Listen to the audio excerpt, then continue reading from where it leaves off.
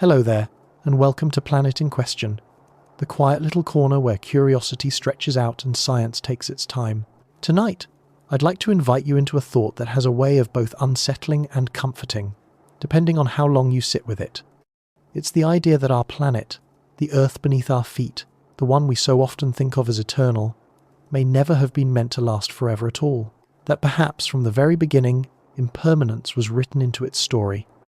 And if that's true, then our time here, our civilizations, our forests, our oceans, might all be more fleeting than we like to believe. Not tragic, not meaningless, but part of a larger rhythm that was never about permanence. Before we begin to drift through this idea, let's take a moment to ground ourselves. Where are you right now? Maybe you're tucked into bed, the lights turned low, listening with the soft intention of sleep. Maybe you're curled into your favorite chair, a blanket pulled over your shoulders, the world outside hushed for the evening.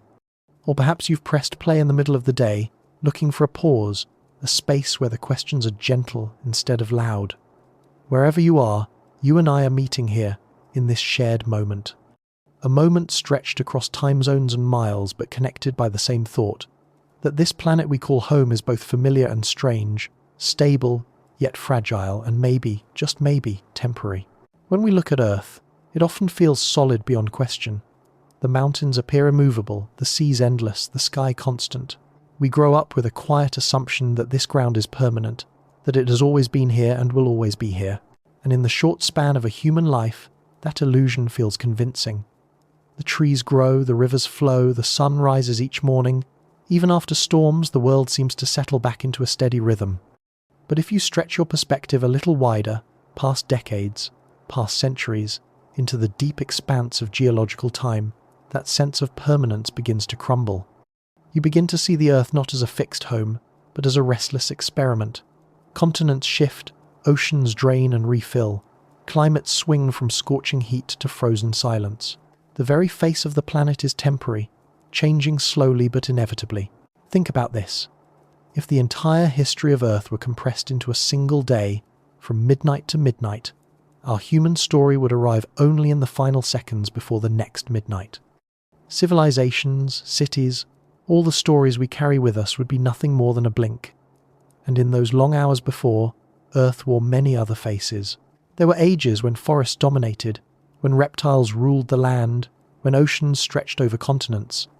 There were times of fire, when lava swept across everything, and times of ice, when glaciers buried whole regions under silent sheets. Each version of Earth felt complete in its moment, but each one passed. If you look at it that way, permanence isn't the rule here. Change is. It makes you wonder, was Earth ever meant to endure forever? Or was it always meant to rise, shift, and eventually fade? When stars are born, they carry with them the seeds of their endings. Our sun, bright and life-giving, will one day swell into a red giant, burning away the oceans, swallowing the inner planets. Long before that, Earth's atmosphere will thin, its seas will dry, its habitability will slip away. The planet we know now is only one stage, one chapter. And if that sounds somber, notice too the gentleness of it. Just as a flower blooms and withers, just as a wave rises and falls, Earth itself seems to be part of that same rhythm. Even in human memory, impermanence has always been part of the story. Myths from across the world tell of worlds before this one, ages of gold, of floods, of destruction and renewal. Ancient people must have looked at the sky, at the shifting land, and felt what we sometimes forget, that nothing here was ever meant to stay unchanged. Entire civilizations have already risen and fallen, leaving only ruins that crumble slowly back into the soil. Forests grow, burn, and return again. Rivers carve new valleys, burying the old ones beneath layers of sediment. The Earth has always carried endings within it, and in those endings, beginnings too. There is a kind of comfort in this perspective. If Earth was never meant to last forever, then our own impermanence becomes less startling. We are not failing when we fade, we are simply part of the larger pattern. Each species, each era, each landscape has its moment, and then the page turns. The dinosaurs once ruled for over 160 million years, and even their reign came to a close. trilobites scuttled across the seafloor for hundreds of millions of years before vanishing entirely. Compared to them, our time so far has been short, a whisper. But a whisper is still part of the song. So as we begin this exploration tonight, I invite you to loosen your grip on the idea of permanence, to imagine instead that Earth is like a traveller, wearing different faces across different ages, carrying life for a while, then letting it go. And if this planet itself was never meant to last forever, then perhaps our role here is not to preserve it unchanged, but to notice it, to live within it, to carry its story as far as we can. There's no rush in this idea, no need to solve it or prove it, just the soft question lingering in the background. What if Earth was always temporary? If you find comfort in this slow unfolding, if you like drifting through thoughts that are gentle rather than sharp, I'd be grateful if you gave this video a like, or subscribed. It helps this little corner of calm find its way to others who might be awake late at night, looking for something steady to fall asleep to, or something thoughtful to carry with them into the day. For now, though, let's not hurry. Let's simply rest with this idea together. That Earth, for all its grandeur and beauty, may not have been built to endure forever. That it too is a fleeting chapter in the universe's long, unfolding story. And so we'll begin. Chapter 1. A fragile home. Close your eyes for a moment if you'd like, and imagine the Earth from far above. Picture the soft arc of its horizon, the faint haze of atmosphere that clings to its surface like the thinnest of blankets. From that distance, our world glows in shades of blue and green, with swirls of white cloud drifting endlessly across its face. It looks so complete, so perfect, so enduring, as if nothing could ever disturb it. But look closer, and you begin to sense just how fragile it really is.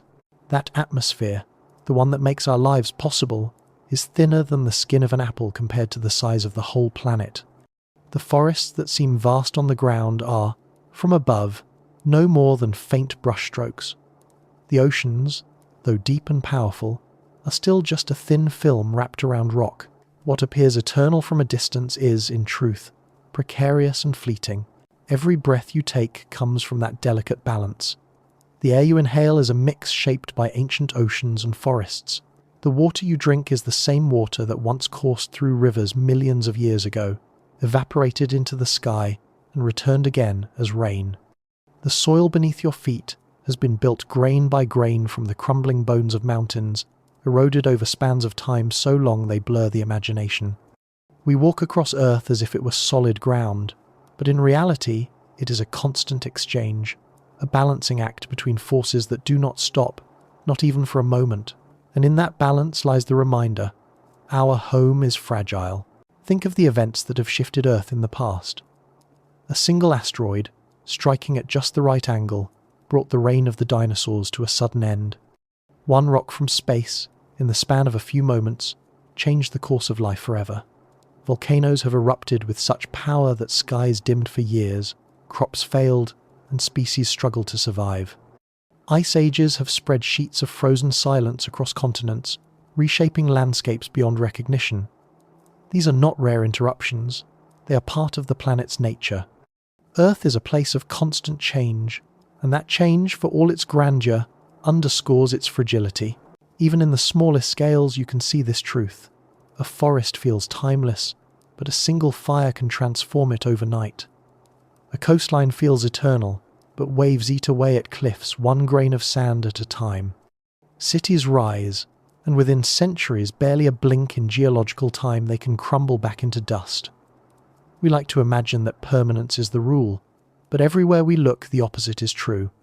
What we call permanence is simply change moving too slowly for us to notice in the span of our short lives.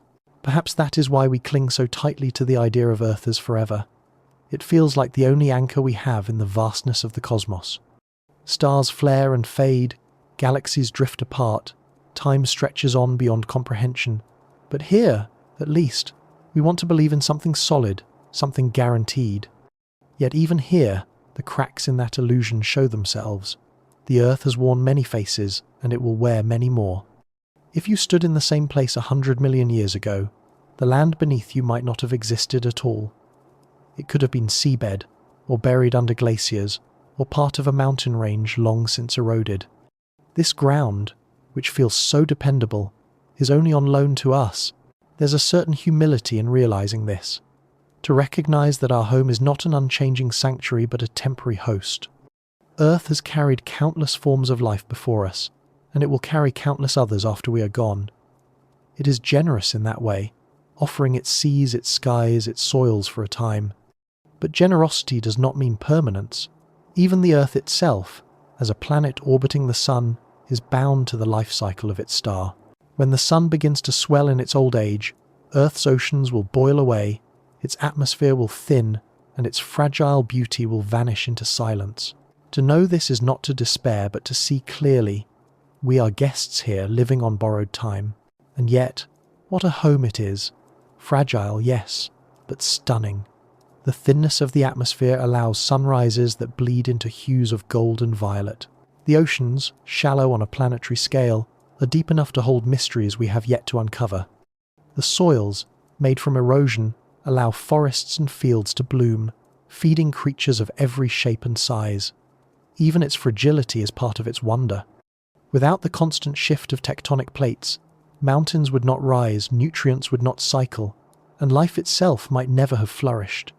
Fragility does not mean weakness. It means delicacy, like the wings of a butterfly or the shimmer of a soap bubble. It means that beauty is intertwined with impermanence. When you think of Earth in this way, the question of whether it was meant to last forever feels less important. Perhaps it was never about lasting forever. Perhaps it was about existing as it does now, in this fleeting balance that allows life to thrive for a time. If you look up at the stars, you'll see countless worlds, most barren, most silent. Earth, fragile as it is, has been a rare cradle of life. That rarity is not lessened by its impermanence. If anything, it makes it more precious. So, as we linger with this idea tonight, hold on to the image of Earth not as an eternal fortress, but as a fragile vessel drifting through the cosmos. A vessel that carries us, that carried life before us, and that may one day carry only silence.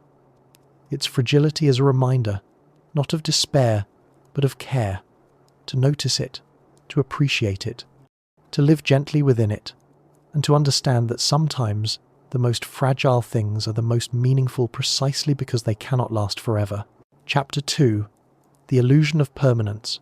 If you've ever stood at the edge of a mountain valley or watched the ocean stretch away into the horizon, you may have felt that quiet certainty that Earth is steady and everlasting. The ridges of stone feel immovable, the tides repeat themselves endlessly, the forests seem to have stood for ages. It is easy, almost comforting, to believe that the world beneath our feet is fixed, that the land we walk on will remain much the same for generations to come. Yet that sense of permanence is less a truth and more a trick of perspective. What we experience as unchanging is simply change moving on a scale too vast for our human lifespans to grasp. Take mountains, for example. To us, they appear eternal, their peaks reaching skyward in a display of strength that outlasts empires. But mountains are anything but fixed. They are born in slow collisions of tectonic plates, rising millimetre by millimetre over millions of years, and even as they rise, wind and water gnaw them down, turning stone into soil. To stand before a mountain is to stand in the middle of a process, one so drawn out that our eyes cannot see it. A mountain range is less a monument and more a wave caught in stone, slowly building, slowly breaking, always in motion even if we cannot sense it. The same illusion clings to oceans. We look at the seas and imagine them as timeless, as if they have always been where they are now, but the shorelines we know are temporary sketches in sand. Coastlines shift with the rhythms of tides, storms, and sea level rise. Whole regions that once lay dry are now hidden beneath waves, and what is water today may be desert tomorrow. In Earth's past, oceans have filled entire basins, swallowing continents whole, only to retreat again and leave behind new landscapes. The deep waters that feel so eternal are just another chapter in the book of change, written slowly across the ages. Even the air itself carries this illusion of permanence. The atmosphere feels like a constant companion, a familiar blanket wrapped around the planet, yet its composition has changed dramatically over time. Once it was rich in carbon dioxide, choking to creatures like us. Later it shifted with the rise of photosynthetic life, filling with oxygen, altering the course of evolution forever. The air we breathe today is the product of countless cycles of change, and it will continue to shift long after we are gone. Stability, in this sense, is only a pause, not a promise. Human history adds to the illusion. We build cities from stone and steel, and in our brief perspective they feel indestructible. Walk through the heart of a metropolis and it's easy to believe that it will always be there, that its towers and streets are permanent fixtures of the world. But look at ruins scattered across deserts and jungles, the remnants of once great civilizations swallowed by time, temples buried in sand, roads lost beneath forests, whole cities forgotten until rediscovered centuries later. Their people once believed in permanence too, yet their traces remind us that permanence is not the rule but the exception, and even the exception does not last forever. It is a humbling thought that the landscapes we cherish, the cultures we build, the very ground we consider stable, are all moments caught in passing. They feel fixed only because we see them in the narrow window of our own lifetimes. If you were to step outside of time, to watch the Earth as a film sped up across millions of years, you would see mountains rising and falling like tides, rivers carving valleys only to be filled again, coastlines creeping forward and backward, civilizations sparking and fading like fireflies. Permanence would vanish from view, replaced instead by the restless dance of change. And yet, there is a strange comfort hidden here too, because when we realize that permanence is an illusion, we also realize that change is the true constant. Nothing is fixed, but nothing is ever truly lost either. The matter that makes up a fallen tree becomes soil, which feeds new life. The stones of a crumbling city are worn into grains that might someday become part of a new shore. The atmosphere shifts, but with each shift comes the possibility of new forms of life. The end of one thing is the beginning of another, and in that endless exchange, Earth remains alive. We can even see this in ourselves. Our bodies feel like permanent vessels, yet they too are in constant flux. Cells die and are replaced. Bones renew themselves. The very atoms that make us were once part of stars, of oceans, of ancient creatures long gone. We are not separate from Earth's cycles of impermanence. We are part of them. What feels like permanence in our own lives is just another illusion, a snapshot in motion. So when we think of Earth as never meant to last forever, we are not imagining a flaw or a tragedy. We are simply recognizing the truth that permanence was never the design. This world was always meant to shift, to recycle itself, to evolve. And our sense of stability, though comforting, is just a gentle pause in the ongoing story. The illusion of permanence is like a lullaby, soothing us into feeling safe, but beneath it hums the deeper rhythm, a planet always becoming, never finished. If you pause and sit with this idea, it changes how the world feels. That mountain you see on the horizon becomes less a stone giant and more a moving wave, caught mid-rise. The ocean becomes not a permanent border but a restless traveller, reshaping the map. The air in your lungs becomes part of a cycle billions of years old, shared by countless lives before you. And you yourself become part of that same impermanence, fragile but connected to everything else in the great exchange. Perhaps this is where the true beauty lies, not in believing Earth is unchanging, but in seeing the miracle of its constant transformations. The illusion of permanence is comforting, yes, but the reality of change is even more wondrous, because it means we are living within a story that is always unfolding, a story written not in stone but in motion. And while Earth may not last forever, while even the illusion of stability will fade, the story it carries will ripple outward, carried in the matter and energy that make us all. And so, the illusion of permanence dissolves into something gentler, something truer. Earth is not forever, but it is here now, and in this moment, that is enough. Chapter 3. Earth as a temporary stage. Imagine for a moment that Earth is not a final home but a stage, a place where countless performances have played out across deep time. The curtain rises, life steps forward, new forms appear and vanish, and then the stage itself is reset for another act. From this view, the world beneath our feet was never meant to be permanent. It was always meant to be a shifting backdrop, a temporary platform on which stories unfold before giving way to something else. When you picture Earth in this way, it takes on a different character. It feels less like a fortress built to last and more like a theatre, temporary and delicate yet filled with moments of astonishing beauty. Throughout its long history, Earth has already hosted many dramas. In one act, shallow seas covered much of the planet, alive with trilobites crawling across sandy bottoms. In another, vast forests of strange trees rose skyward, their trunks forming swamps that would one day become coal. Later came the thunder of dinosaurs moving across Pangaea, the supercontinent that stretched almost from pole to pole. Each of these eras must have seemed, in its moment, like the whole story. Yet each was temporary. The seas retreated, the forests fell, the dinosaurs vanished, and the curtain rose again on something new. Earth was not holding on to one version of itself. It was always preparing for the next. This idea is not limited to the grand scale of life itself. Even in geology, Earth shows its character as a stage. Continents drift across the surface, colliding, breaking apart, and drifting again in cycles that span hundreds of millions of years. Ocean basins open and close.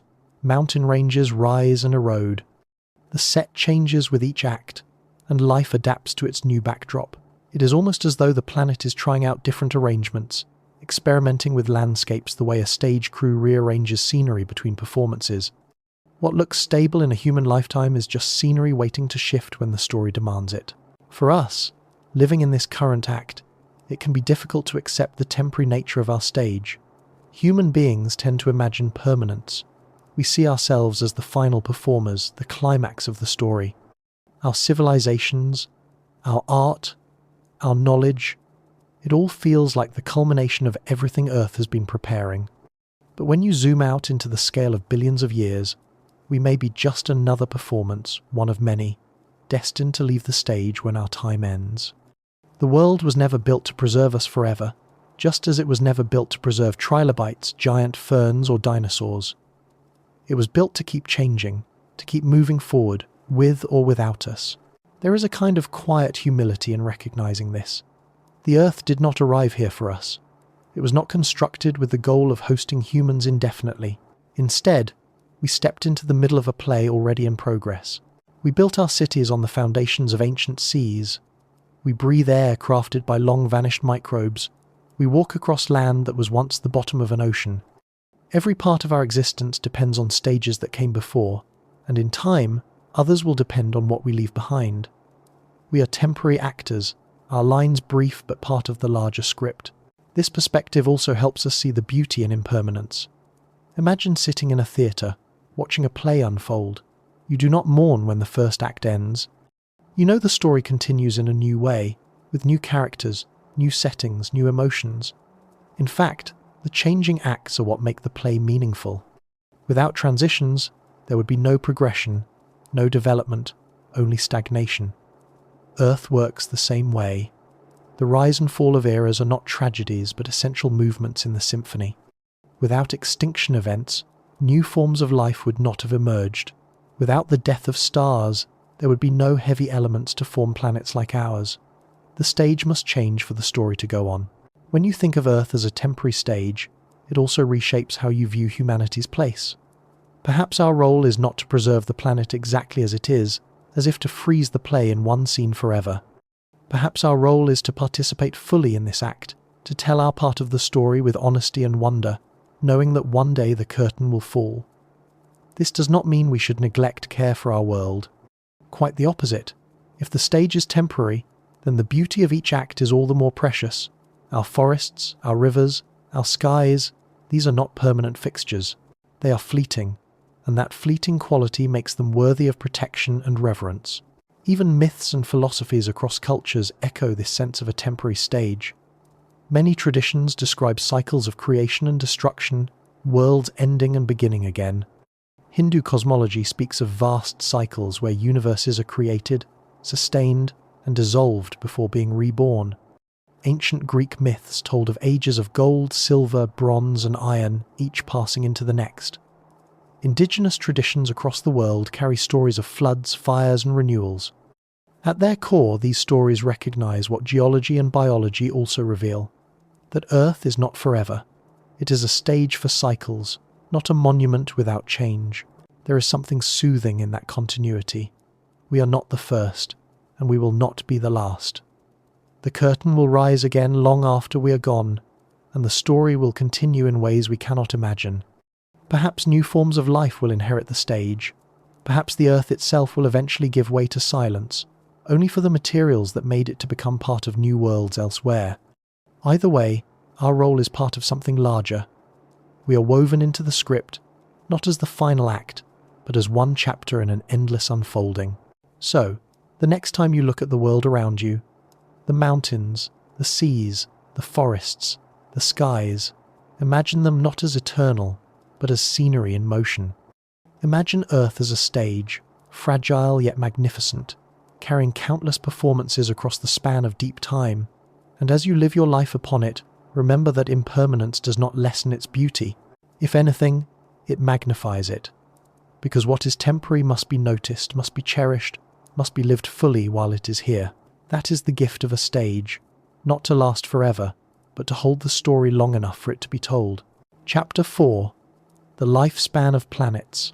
When we look up at the night sky, it's easy to imagine that the stars and planets shining above us are fixed points of light, eternal and unchanging.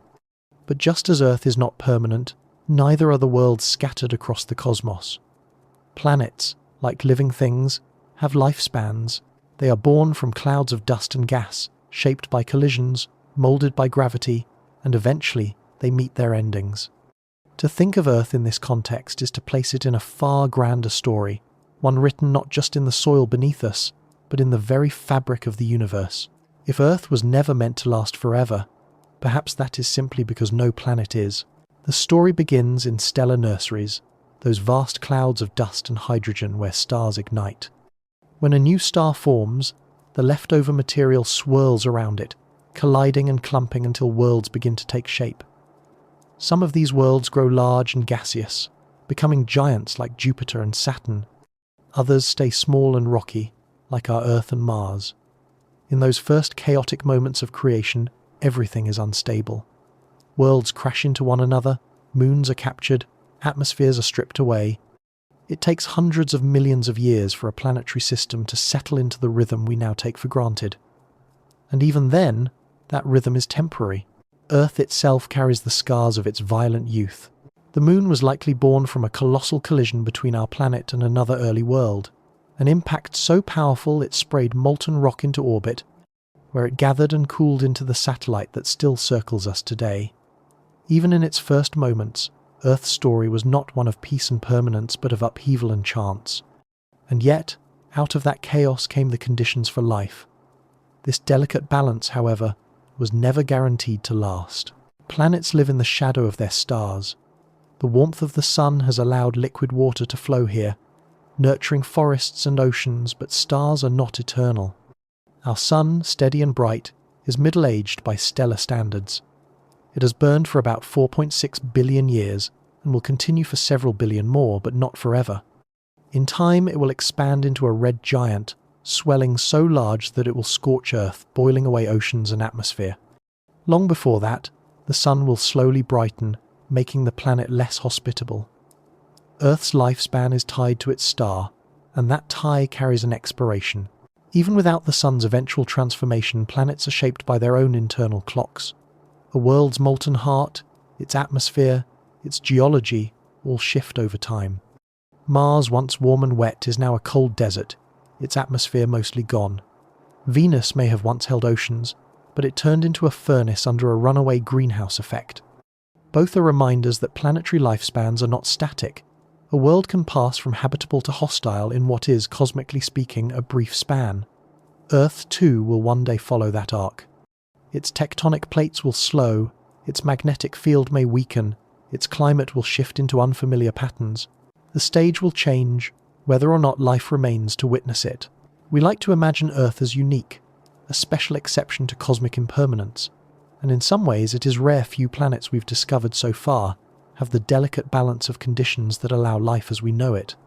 But rarity is not the same as permanence. Even the rarest flowers bloom and wither.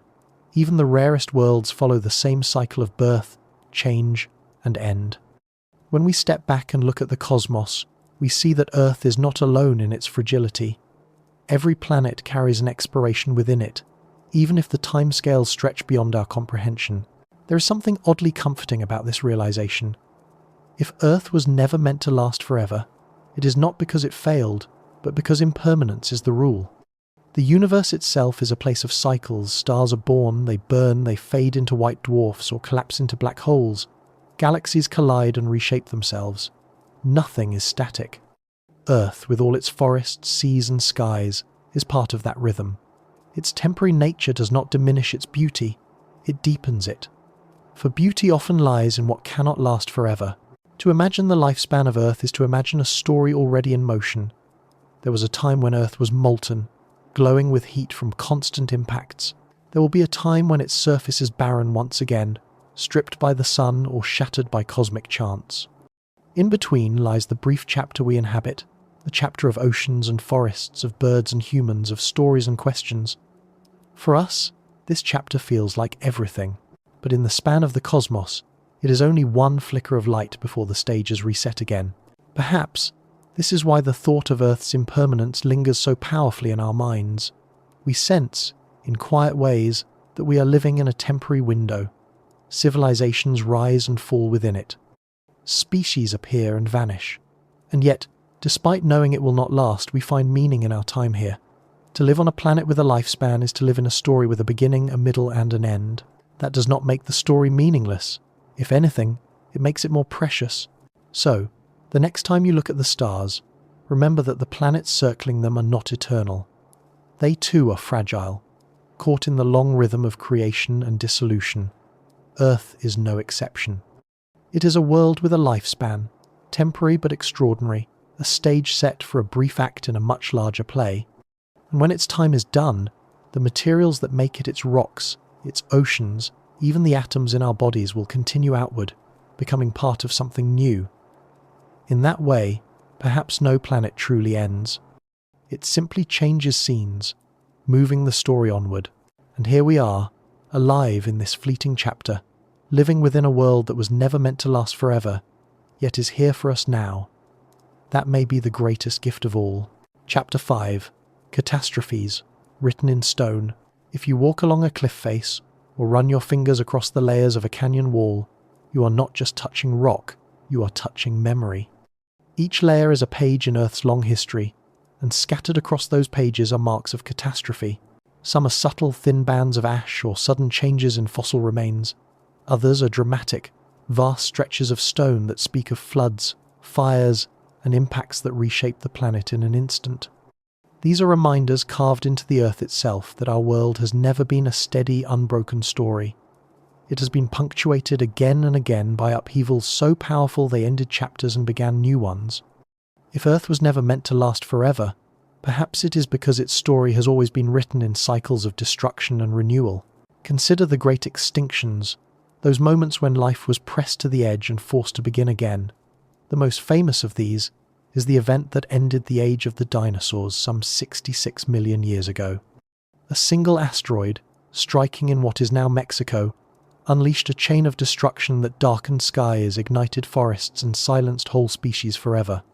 For the dinosaurs, their world ended in fire and shadow. And yet, in that ending lay a beginning. Mammals, once small and hidden, flourished in the aftermath, eventually leading to us. What feels like an ending in Earth's story is often only a transformation, but that was only one catastrophe among many. Long before the asteroid, there was the Permian extinction, the so-called Great Dying, when more than 90% of all species perished. It was a time when oceans turned poisonous, skies filled with toxic gases, and ecosystems collapsed. For millions of years, Earth seemed almost empty, life reduced to its most resilient forms. Yet even then, the story did not end. Slowly, life crept back, reshaping itself into forms never seen before. The Earth, scarred but not silenced, continued onward. Volcanoes too have left their marks in stone. Vast eruptions called flood basalts poured lava across continents, belching gases that altered the climate for ages. These were not single eruptions, but torrents that lasted thousands, sometimes millions of years, painting whole regions in layers of black rock. We can still see them today, in places like the Deccan Traps of India or the Siberian Traps in Russia, as silent monuments to times when the planet's own heart threatened to unmake the surface above it. To stand in such a place is to feel the weight of catastrophe, To know that beneath the quiet landscapes of today lie memories of fire that nearly reset the world. Ice has been no less powerful a sculptor of catastrophe. There were times, deep in the past, when ice spread from pole to pole, wrapping the planet in what some call a snowball Earth. Oceans froze, continents vanished beneath glaciers, and life clung desperately to the narrow refuges that remained. The rock record carries whispers of those ages in the form of dropstones and glacial deposits left far from where ice exists today. From such frozen silence, the planet thawed and bloomed again, as if to remind us that even the coldest catastrophe does not last forever. Every one of these events is written into stone and soil, preserved in the chemical signatures of rocks, the sudden disappearances of fossils, the blackened layers of ancient soot. They are pages in a book that has no steady rhythm, only pulses of calm and upheaval. To study them is to realize that catastrophe is not an exception but a recurring theme. Earth has been broken and remade many times. Stability is a pause, not a promise. For humans, this realization is both sobering and strangely reassuring. Sobering because it reminds us that the ground beneath our feet is less secure than it feels. At any moment, an asteroid could wander too close, a supervolcano could stir, or the climate could shift in ways we cannot fully control. The Earth has survived such things before, but not without loss. Reassuring because even in the face of catastrophe, the planet continues. Life finds its way back, reshaping, reimagining itself with each cycle. Catastrophe, in Earth's language, is not an ending but a rewriting. We often think of time in straight lines, but Earth's story is circular. Its catastrophes like punctuation marks that break and reshape the sentences of life. Each one clears the stage, making room for what comes next. In that sense, the very ground we walk upon is a palimpsest, a manuscript rewritten again and again, old words faintly visible beneath the new. When you stand on stone, you are standing on memory layered upon memory, catastrophe upon catastrophe, all of it leading to this present moment. Perhaps this is why Earth was never meant to last forever. Its very design is impermanence, written not in abstract philosophy but in rock. If the cliffs and canyons tell us anything, it is that the world is built on change. Catastrophes are not interruptions to permanence, they are the mechanism of renewal. Without them, life might have stagnated, trapped in old forms, never reaching the diversity we see today. So when we think of Earth as fragile, temporary, never destined to endure unchanged, we need only look at the stones. They carry the proof. They whisper of worlds that ended and began again, of creatures that ruled and vanished, of landscapes drowned, burned, or frozen before being reborn. To hold a piece of rock is to hold a fragment of those endings, a quiet reminder that permanence was never part of the story. And here we are, living in another calm between catastrophes, walking across the stage while the next chapter waits. We cannot know when it will arrive or what form it will take, only that it will come. And when it does, Earth will once again write its memory into stone, layering our time alongside all the others. In that way, catastrophe is not something to fear as much as something to understand. It is the rhythm of the planet, the pulse of its impermanence. Perhaps the greatest comfort is this. Even though Earth may not last forever, even though catastrophe is inevitable, our time here is part of the record. The stones will remember. Chapter 6. Borrowed time. Beneath the sun. Every day the sun rises, spilling light across the horizon, and every day we take it for granted. The warmth on our skin, the glow through the leaves of trees, the endless cycle of dawn and dusk, it feels eternal. The sun has been here for all of human memory, for every story and every civilization, so it is only natural that we imagine it will be here for all of time. But the truth is quieter and stranger. The sun, like Earth, is temporary.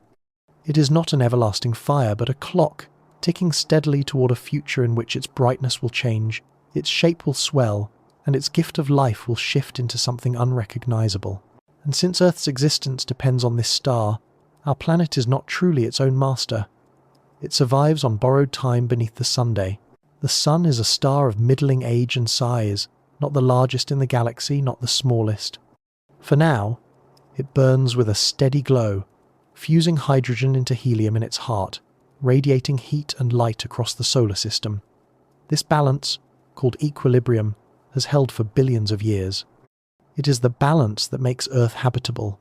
the balance that allows liquid water to flow and life to thrive. Yet even this balance carries within it the seeds of change. Stars are not static. They evolve as their fuel burns away. Already our sun is slowly brightening, almost imperceptibly, by a fraction of a percent every 100 million years. Over human lifetimes, this change is invisible, but over geologic time it is profound. Imagine Earth 1 billion years from now. The sun's growing brightness will intensify evaporation, and more water vapor in the atmosphere will trap heat, amplifying the warming. Oceans will shrink, clouds will thin, and the delicate balance that sustains life will falter. Long before the sun swells into its final giant form, Earth will begin to wither under its light. The seas that cradle our continents will boil away, leaving only salt flats and barren basins. The green of forests and fields will fade to dust. The air will thin and heat until even the most resilient life is pressed to extinction. The planet we know will vanish not with a sudden catastrophe, but with a slow and inexorable drying. And then, further in the future, the sun itself will transform. As hydrogen dwindles in its core, it will expand outward, swelling into a red giant, its outer layers reaching deep into the solar system. Mercury and Venus will be swallowed whole. Whether Earth survives this expansion physically is uncertain. Even if it escapes complete engulfment, its surface will be scorched, its rocks melted, its atmosphere stripped away. No trace of oceans or mountains or forests will remain. The Earth's time beneath the sun will end, as all planets' times eventually do. It is a strange thought, that the very star which gives us life will one day take it away. The sun is both our benefactor and our executioner, nurturing us now while carrying within itself the certainty of our eventual erasure. To live on Earth is to live with that paradox, to flourish in the glow of a star that we know is temporary. We are like flowers blooming in the warmth of a summer that will one day give way to winter, no matter how long it seems. Some might find this thought unsettling, but there is another way to hold it. To know that our time is borrowed is to know that it is precious. The rising of the sun each morning is not just a routine but a gift, a moment in a story that is fleeting. Every sunrise is part of a finite collection, a treasure we are alive to witness only because we live in this brief window of balance. In billions of years, there will be no human eyes to see it, no forest to catch its light, no seas to reflect its glow. But here, now, we are present for it. Borrowed time can feel fragile, but it can also feel sacred. Earth's dependence on the sun also ties us to the larger story of the cosmos. Stars are born, live, and die in cycles. The atoms that make up our bodies were once forged in the hearts of earlier stars, scattered when those stars ended their lives in explosions. Our sun is one link in a chain that stretches backward into time and forward into futures we cannot see. When it dies, the matter it leaves behind will someday help shape new stars, new planets, and perhaps even new lives. Earth's ending beneath the sun is not the end of the story, but simply a handoff, a passing of material into the next cycle. If you stand quietly at sunrise, letting the first rays warm your skin, you are witnessing something both ordinary and extraordinary. Ordinary, because the sun has risen every day for billions of years. Extraordinary, because each of those risings is one step closer to its eventual end. The sun will not last forever, and neither will Earth. Yet, in this brief intersection, in this golden span of borrowed time, the world is alive. Oceans roll, forests breathe, creatures wander, and we ask questions about our place in it all. The awareness of impermanence does not diminish these things. It makes them glow more brightly. So perhaps the lesson of living beneath the sun is not despair but appreciation. To know that we are temporary residents of a temporary world, all of us held in the warmth of a temporary star. To recognize that life is not about permanence, but about presence. The sun will one day fade, but while it shines, it gives us everything. And though Earth will one day fall silent, right now it is full of voices, full of stories, full of wonder. That is the gift of borrowed time, not forever, but enough. And as we sit within this moment, watching the light shift across the sky, we can hold this paradox gently. That Earth was never meant to last forever, that even the sun itself carries an ending. And yet here we are, alive within it, breathing, seeing, wondering. Borrowed time beneath the sun, fragile and finite, but beautiful beyond measure. Chapter 7. The Great Recycling. If you press your hand against the trunk of a tree, you're touching something that has been made and remade countless times before. The minerals in its wood were once part of mountains ground into soil. The water in its cells once fell as rain into oceans, rivers, and streams that have been shifting paths for eons. Even the air it breathes, the carbon it draws in, was once exhaled by ancient forests, or released by volcanoes, or carried within the breath of creatures long vanished. Nothing on Earth is new in the strictest sense. It is all recycled, endlessly transformed, passed from one form to another, like roles shared by many actors across a play. Earth itself is not a static creation, but a system of great recycling, where destruction becomes creation and endings become beginnings. Consider the rocks beneath your feet. They feel solid, eternal, but they too are part of the cycle. Mountains rise from the collisions of tectonic plates, but over millions of years wind and water wear them down grain by grain. Those grains are carried into rivers, washed to the sea, and eventually compacted into layers of sediment. With time and pressure they harden into stone again, sometimes pushed back upward to become mountains once more. The very ground beneath us is not permanent. It is a moving story, a cycle of building, breaking, and remaking, written not in days or years, but in spans so long they seem timeless to us. Water, too, is caught in this endless motion. The raindrop that lands on your window tonight may once have been part of an ancient ocean. It may have frozen into a glacier, melted again, flowed down a river, evaporated into the air, and returned as snow.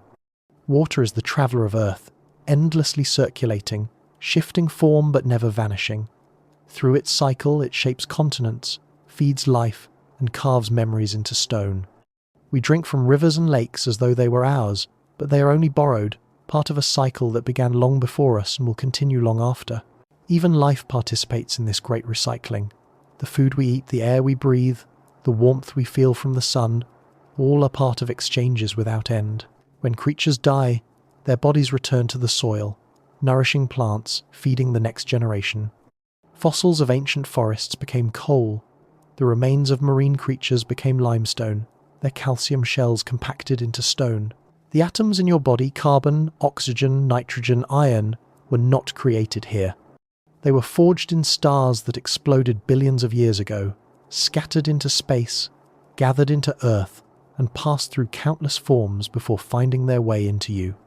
You are, in every sense, recycled stardust, carrying forward matter that will continue to live on after you're gone. This recycling is not only natural, it is essential. Without it, Earth would be exhausted, stripped bare by each new form of life. Instead, every ending returns material to the system. Extinctions clear the stage for new species.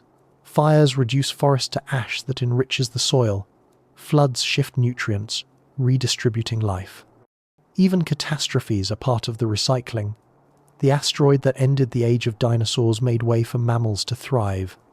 The volcanic eruptions that darkened skies and poisoned seas also altered the chemistry of the Earth in ways that supported future life.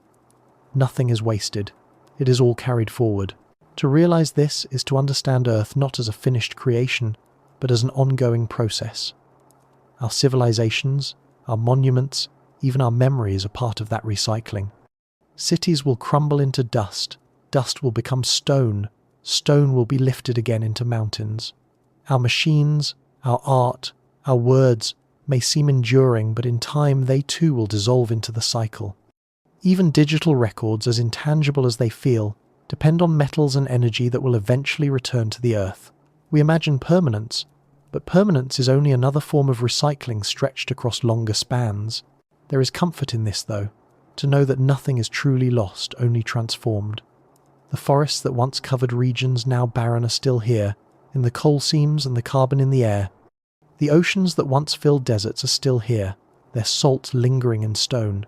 Even the creatures that are gone are still here, in fossils, in genes, in the nutrients passed forward through time. Earth is a recycler of stories, carrying echoes of the past into every new beginning. This great recycling also reminds us of our place in the pattern. We are not separate from it, not outside observers. We are participants, as temporary and as necessary as any tree, river, or stone. Our bodies will return to the cycle, our creations will fade into it, and the atoms that carry our thoughts will move onward into forms beyond our imagination. It is humbling but also deeply connecting. To live on Earth is to be part of an endless conversation between matter and time. If Earth was never meant to last forever, then perhaps this is why. It was never designed to be static. It was designed to recycle itself endlessly, to ensure that nothing ever truly ends, only changes form. The permanence we long for does not exist, but something richer does. Continuity, flow, renewal. The story never halts, even when chapters close. So the next time you see a river moving across stone, or the slow crumble of a cliff face, or the turning of seasons in your own garden, think of it as the great recycling at work, a rhythm that binds mountains to oceans, forests to fire, stars to human lives. A rhythm that reminds us that impermanence is not emptiness, but fullness, a way of ensuring that everything is used, transformed, and carried onward. Earth may not last forever, but through its recycling nothing is ever truly lost, and in that endless exchange, perhaps we find the deepest kind of permanence of all. Chapter 8. Temporary Tenants. When we look at Earth, it is tempting to think of it as ours. We build our cities, plant our fields, carve roads into mountainsides, and imagine that this planet is, in some fundamental way, a human possession. Yet the deeper truth is quieter and more humbling. We are not permanent residents here. We are tenants, temporary guests in a place that has carried countless other forms of life before us, and will carry countless more after we are gone. To see ourselves in this way is not to diminish our place in the story, but to recognize it with honesty as part of the rhythm of impermanence that defines Earth itself.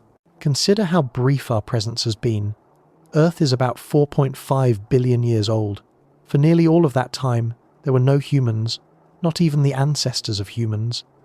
Life was microbial for billions of years, unseen and unnoticed by eyes because eyes themselves did not yet exist. Multicellular creatures appeared only in the last half-billion years, and even then, our kind came very late. Dinosaurs thrived for more than 160 million years before vanishing. Early mammals emerged in their shadow and endured for tens of millions more before anything resembling us appeared. In comparison, modern humans have existed for perhaps 300,000 years, a mere flicker. Civilization, the kind we think of with cities, writing, and agriculture, is only about 10,000 years old. Against the backdrop of Earth's story, our presence is less than the final page of the final chapter in a book millions of pages long. And if we look at history, we can see how fleeting even civilizations are. The pyramids of Egypt feel ancient to us, but they are only about 4,500 years old, less than a blink compared to the age of Earth. Great empires have risen and fallen in spans of centuries, leaving behind ruins swallowed by desert sands or jungle roots. Rome, Maya, Mesopotamia, all once thought themselves permanent, yet all proved temporary. Their monuments remain as whispers, but the lives that filled them have long since faded. This pattern tells us something important. Permanence does not belong to us. It never did. Even the species that walked the earth before us believed, in their own ways, that they would endure. Trilobites crawled across the seafloor for hundreds of millions of years. Giant ferns spread across continents. Dinosaurs filled the land, sea, and air with a diversity of forms we can scarcely imagine. Each of these groups had their moment, their dominance, their age, and each passed. The fossil record is not just a gallery of bones and shells, it is a reminder that every tenant eventually moves on. We too will move on, though it is difficult for us to accept. We imagine ourselves as the pinnacle of evolution, the intended outcome of life, the final act of the story. But what if we are simply another tenant? One more experiment in the endless unfolding of life? Intelligence may feel unique to us, but it is just one strategy among many. Other creatures have tried different strategies: strength, speed, camouflage, numbers. Ours is thought and memory and imagination. Useful, yes, but not guaranteed to endure. Evolution is not about permanence. It is about adaptation to the present moment, and no adaptation lasts forever. To see ourselves as temporary tenants is to let go of the illusion of ownership. Earth does not belong to us any more than it belonged to the dinosaurs or the trilobites. We are borrowing it, living within it for a time, shaping it in our own ways, but never holding it permanently. Even the traces we leave: skyscrapers, satellites, digital archives will fade. Stone crumbles, metal rusts, orbits decay, servers fail. The fossils of ancient creatures may outlast our monuments. The soil will reclaim us. The seas will cover our ruins, and new life will grow over our bones. This may sound somber, but there is a gentleness in it too. Because if we are temporary, then the pressure to be eternal lifts. We do not need to complete the story, to solve it, to bring it to a final conclusion. Our role is simply to live within our chapter, to add our voice to the chorus, knowing that it will eventually fade into silence, and that silence will not be an ending, but a transition. Other forms of life will take the stage, just as we took it from those before us. The story continues, even if our part does not. Think about the forest. A tree grows tall, spreads its branches wide, and then, in time, falls. Its trunk rots, feeding soil. Its space in the canopy opens to light, and new saplings rise. The forest continues, not because any single tree is permanent, but because the cycle is. Humanity is like that tree. We will grow, flourish, and eventually fall, and from us, something else will rise. To resist that thought is to resist the very rhythm of Earth itself. And yet, while we are here, our tenancy is not meaningless. Every tenant leaves something behind. The dinosaurs shaped the ecosystems that allowed mammals to thrive. Ancient forests laid down the coal that powers our world today. Even the simplest microbes billions of years ago exhaled oxygen, transforming the atmosphere and making our lives possible. In the same way, we too will leave our traces, our fossils, our altered climate, our scattered artifacts. Future life, whatever it may be, will inherit the earth we leave behind. Our tenancy is temporary, but it is part of the larger story. Perhaps that is where the comfort lies. We do not need to be forever. We only need to be now, to live within this brief chapter, to notice it, to care for it, to wonder about it.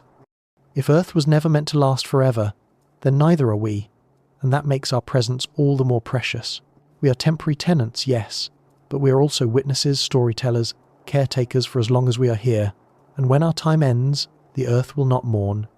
It will continue, recycling itself, resetting, opening its doors to new tenants who will write their own chapters. So the next time you walk through a forest, or stand before the ruins of an ancient city, or look up at the night sky, remember this. You are a tenant here, temporary but significant. Your presence is part of a story much larger than yourself, a story of impermanence that does not lessen the beauty of life but deepens it. To be temporary is not to be meaningless. It is to be woven into the fabric of Earth, part of its song, for as long as the song lasts. Chapter 9. What if Earth is a test? There is a thought, whispered in both science fiction and philosophy, that lingers when we look at Earth with all its fragile balance and endless transformations. What if this planet, with its oceans, its forests, its storms, and its civilizations, is not simply an accident of physics and chemistry? What if it is, in some mysterious way, a kind of test? A place designed not to last forever, but to see what happens when life is given a stage. If we sit with this idea gently, without rushing toward answers, it becomes less of a theory to prove, and more of a lens through which to see our existence in a new, softer light. The conditions of Earth are undeniably special. We orbit in what astronomers call the habitable zone, not too close to the sun and not too far. Our atmosphere is just thick enough to trap heat, but thin enough to let in light. Water flows across our surface, cycling endlessly between sea and sky. We have a magnetic field that shields us from radiation, tectonic plates that recycle nutrients, and a moon that steadies our planet's tilt, giving us seasons. Each of these features could be explained as coincidence, but when seen together, they can also look like design, as if Earth has been set up carefully, like a laboratory waiting for an experiment to begin. If Earth is a test, what is being tested? Perhaps it is simply the possibility of life itself. When the first cells appeared in ancient seas, they were like answers written to a cosmic question. Can matter become alive? For billions of years, life stayed simple, adapting, dividing, persisting through catastrophes. Then, almost like a new phase in the experiment, complexity bloomed. Multicellular creatures appeared, filling oceans with strange forms. Later, life ventured onto land, testing itself in new environments. Each step was like another trial in a sequence, pushing boundaries, seeing what could endure. And then, only recently in geological terms, intelligence arrived. A species capable not only of surviving but of asking questions, of imagining futures, of building tools and stories. If Earth is a test, perhaps this is the latest trial. What happens when life becomes self-aware? How will it handle the power to reshape its world? Will it learn balance, or will it destroy itself? The outcomes are not yet written. We are, in a way, still inside the experiment, living it in real time. The history of the planet seems to echo this testing rhythm. Extinctions wipe the slate clean, as if the experiment resets when conditions go too far. The rise of mammals after the fall of dinosaurs looks almost like a new stage unlocked. The sudden burst of human culture, art, language, agriculture could be seen as the next leap forward. Each age is temporary, each stage finite, but together they form a progression, not a steady climb toward perfection, but an unfolding series of trials, each one giving rise to something new. If this feels unsettling, there is another side to it. To imagine Earth as a test is also to imagine that our lives, however brief, are part of something intentional, that even our struggles and mistakes might carry meaning, not just as accidents but as data in a larger process. When we fall in love, when we suffer loss, when we invent, destroy, rebuild, all of it could be part of the test, not judged as success or failure, but observed, noted, carried forward into whatever comes next. Even the smallest acts, a child learning to speak, a bird building a nest, a forest regrowing after fire, could be threads in the fabric of the experiment. And what if the test was never about permanence at all? What if it was always meant to be temporary, a stage to see what life does when given water and light, when given catastrophe and calm, when given time to evolve? Perhaps Earth was not built to last forever because the point was never endurance. The point was motion, change, the unfolding of possibilities. The experiment does not need to be eternal to be meaningful. It only needs to run long enough to see what emerges. Some might wonder, who, if anyone, is watching this test? Is there an observer, a designer, a cosmic intelligence taking notes? Or is the test simply the universe itself, running its own processes, indifferent yet beautiful in the patterns it creates? The answer may not matter. For us, the experience is the same. We are inside it, part of it, participants whether or not anyone else is keeping score. To live on Earth is to be both subject and observer, both experiment and experimenter. Think of how differently life feels when framed this way. The rise and fall of civilizations become less about failure and more about cycles. The extinctions that once seemed like pure tragedy become resets, chances for new outcomes. Even our own impermanence becomes less heavy when seen as part of a test that was never designed to last forever. Our role is not to preserve Earth unchanged, but to live out this stage fully, knowing that other stages will follow, with or without us. There is a kind of peace in this perspective. If Earth is a test, then our fleeting moment here has purpose, not because it will endure forever, but because it contributes to the unfolding. The joy we feel, the questions we ask, the stories we tell, they are all part of the record. When this act closes, something new will begin. The curtain will rise again, perhaps on Earth, perhaps elsewhere, and the experiment will continue in another form. So the next time you watch the sun rise, or see waves break against the shore, or hear the wind move through trees, imagine that you are sitting inside a vast, ongoing trial. Not one you can fail, not one you can pass, but one you can participate in. Earth may not have been meant to last forever. It may have been meant to change, to end, to reset. But while it is here, while we are here, it is alive with meaning. And perhaps that is the truest test of all. Chapter 10. The Silence Beyond. When we lift our eyes to the night sky, scattered with stars across a canvas of darkness, we are faced with one of the deepest questions of all. Why is it so quiet out there? If the universe is vast, if it contains billions of stars and countless planets, surely life must exist elsewhere. And if life exists, surely some of it has grown into civilizations capable of reaching out across the void. Yet when we listen, when we scan the skies with our most sensitive instruments, we hear only silence. The cosmos, so full of possibility, gives us no reply. This silence has puzzled thinkers for decades, and one of the explanations that lingers most hauntingly is that civilizations may not last. That perhaps planets, no matter how beautiful, are not stages designed to endure forever. If Earth was never meant to last, maybe no world is. This question is sometimes called the Fermi paradox. Where is everybody? The paradox arises from the mismatch between expectation and observation. With so many stars, so many planets, it seems likely that life should not only exist but be abundant. Yet we find no evidence of it. One possible answer is that civilizations rise and fall quickly, unable to outlast the challenges of their worlds. If that is true, then silence is not absence but aftermath. The stars may once have carried countless voices, but if planets are temporary, those voices may have faded, leaving only echoes we cannot hear. Consider what it means for a civilization to endure. It must survive not just the challenges of its own making: war, greed, environmental strain, but also the natural rhythms of its planet. Ice ages, volcanic eruptions, asteroid impacts. If Earth's history teaches us anything, it is that catastrophes come without warning and without mercy. Life adapts, yes, but not always in ways that preserve complexity. If civilizations are fragile, if they depend on delicate balances, then many may simply vanish, erased not by malice but by nature's indifference. The silence beyond Earth could therefore be less a mystery and more a reflection of a universal truth, that permanence is rare. Planets shift, stars evolve, civilizations rise and fall like waves on a shore. To listen to the cosmos and hear nothing may be to recognize our own future written in that stillness. If others have come before, they may already be gone. If others exist now, they may be too far away, their light too faint, their time too short to overlap with ours. The silence may not mean loneliness, it may mean impermanence.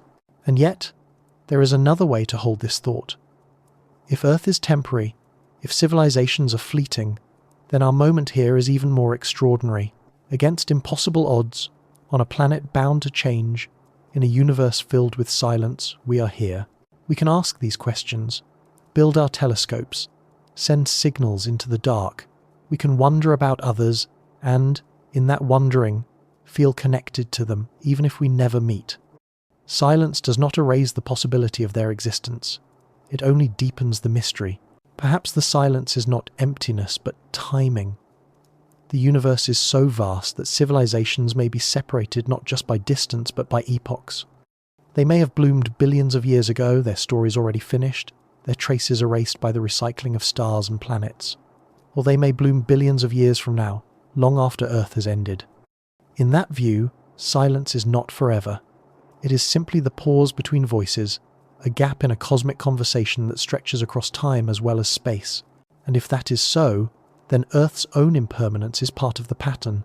We are one chapter in a story written across galaxies, a story in which worlds appear and vanish, species rise and fall, civilizations spark and fade.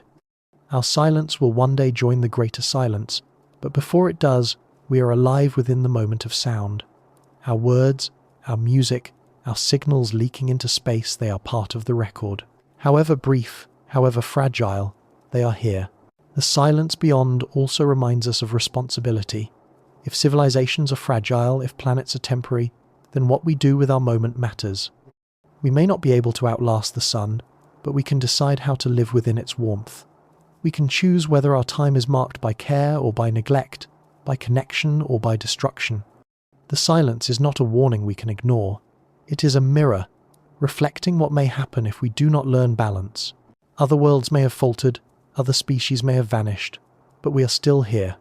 For now, when you stand under a clear night sky, try to hold both truths at once, that the silence is vast, unsettling, and real, and that within that silence, our small voice matters. Earth may not last forever, but in this brief span, it is alive with sound waves breaking on shores, wind rushing through trees, birds calling, humans speaking and singing. All of it is part of the great contrast. Silence above, song below.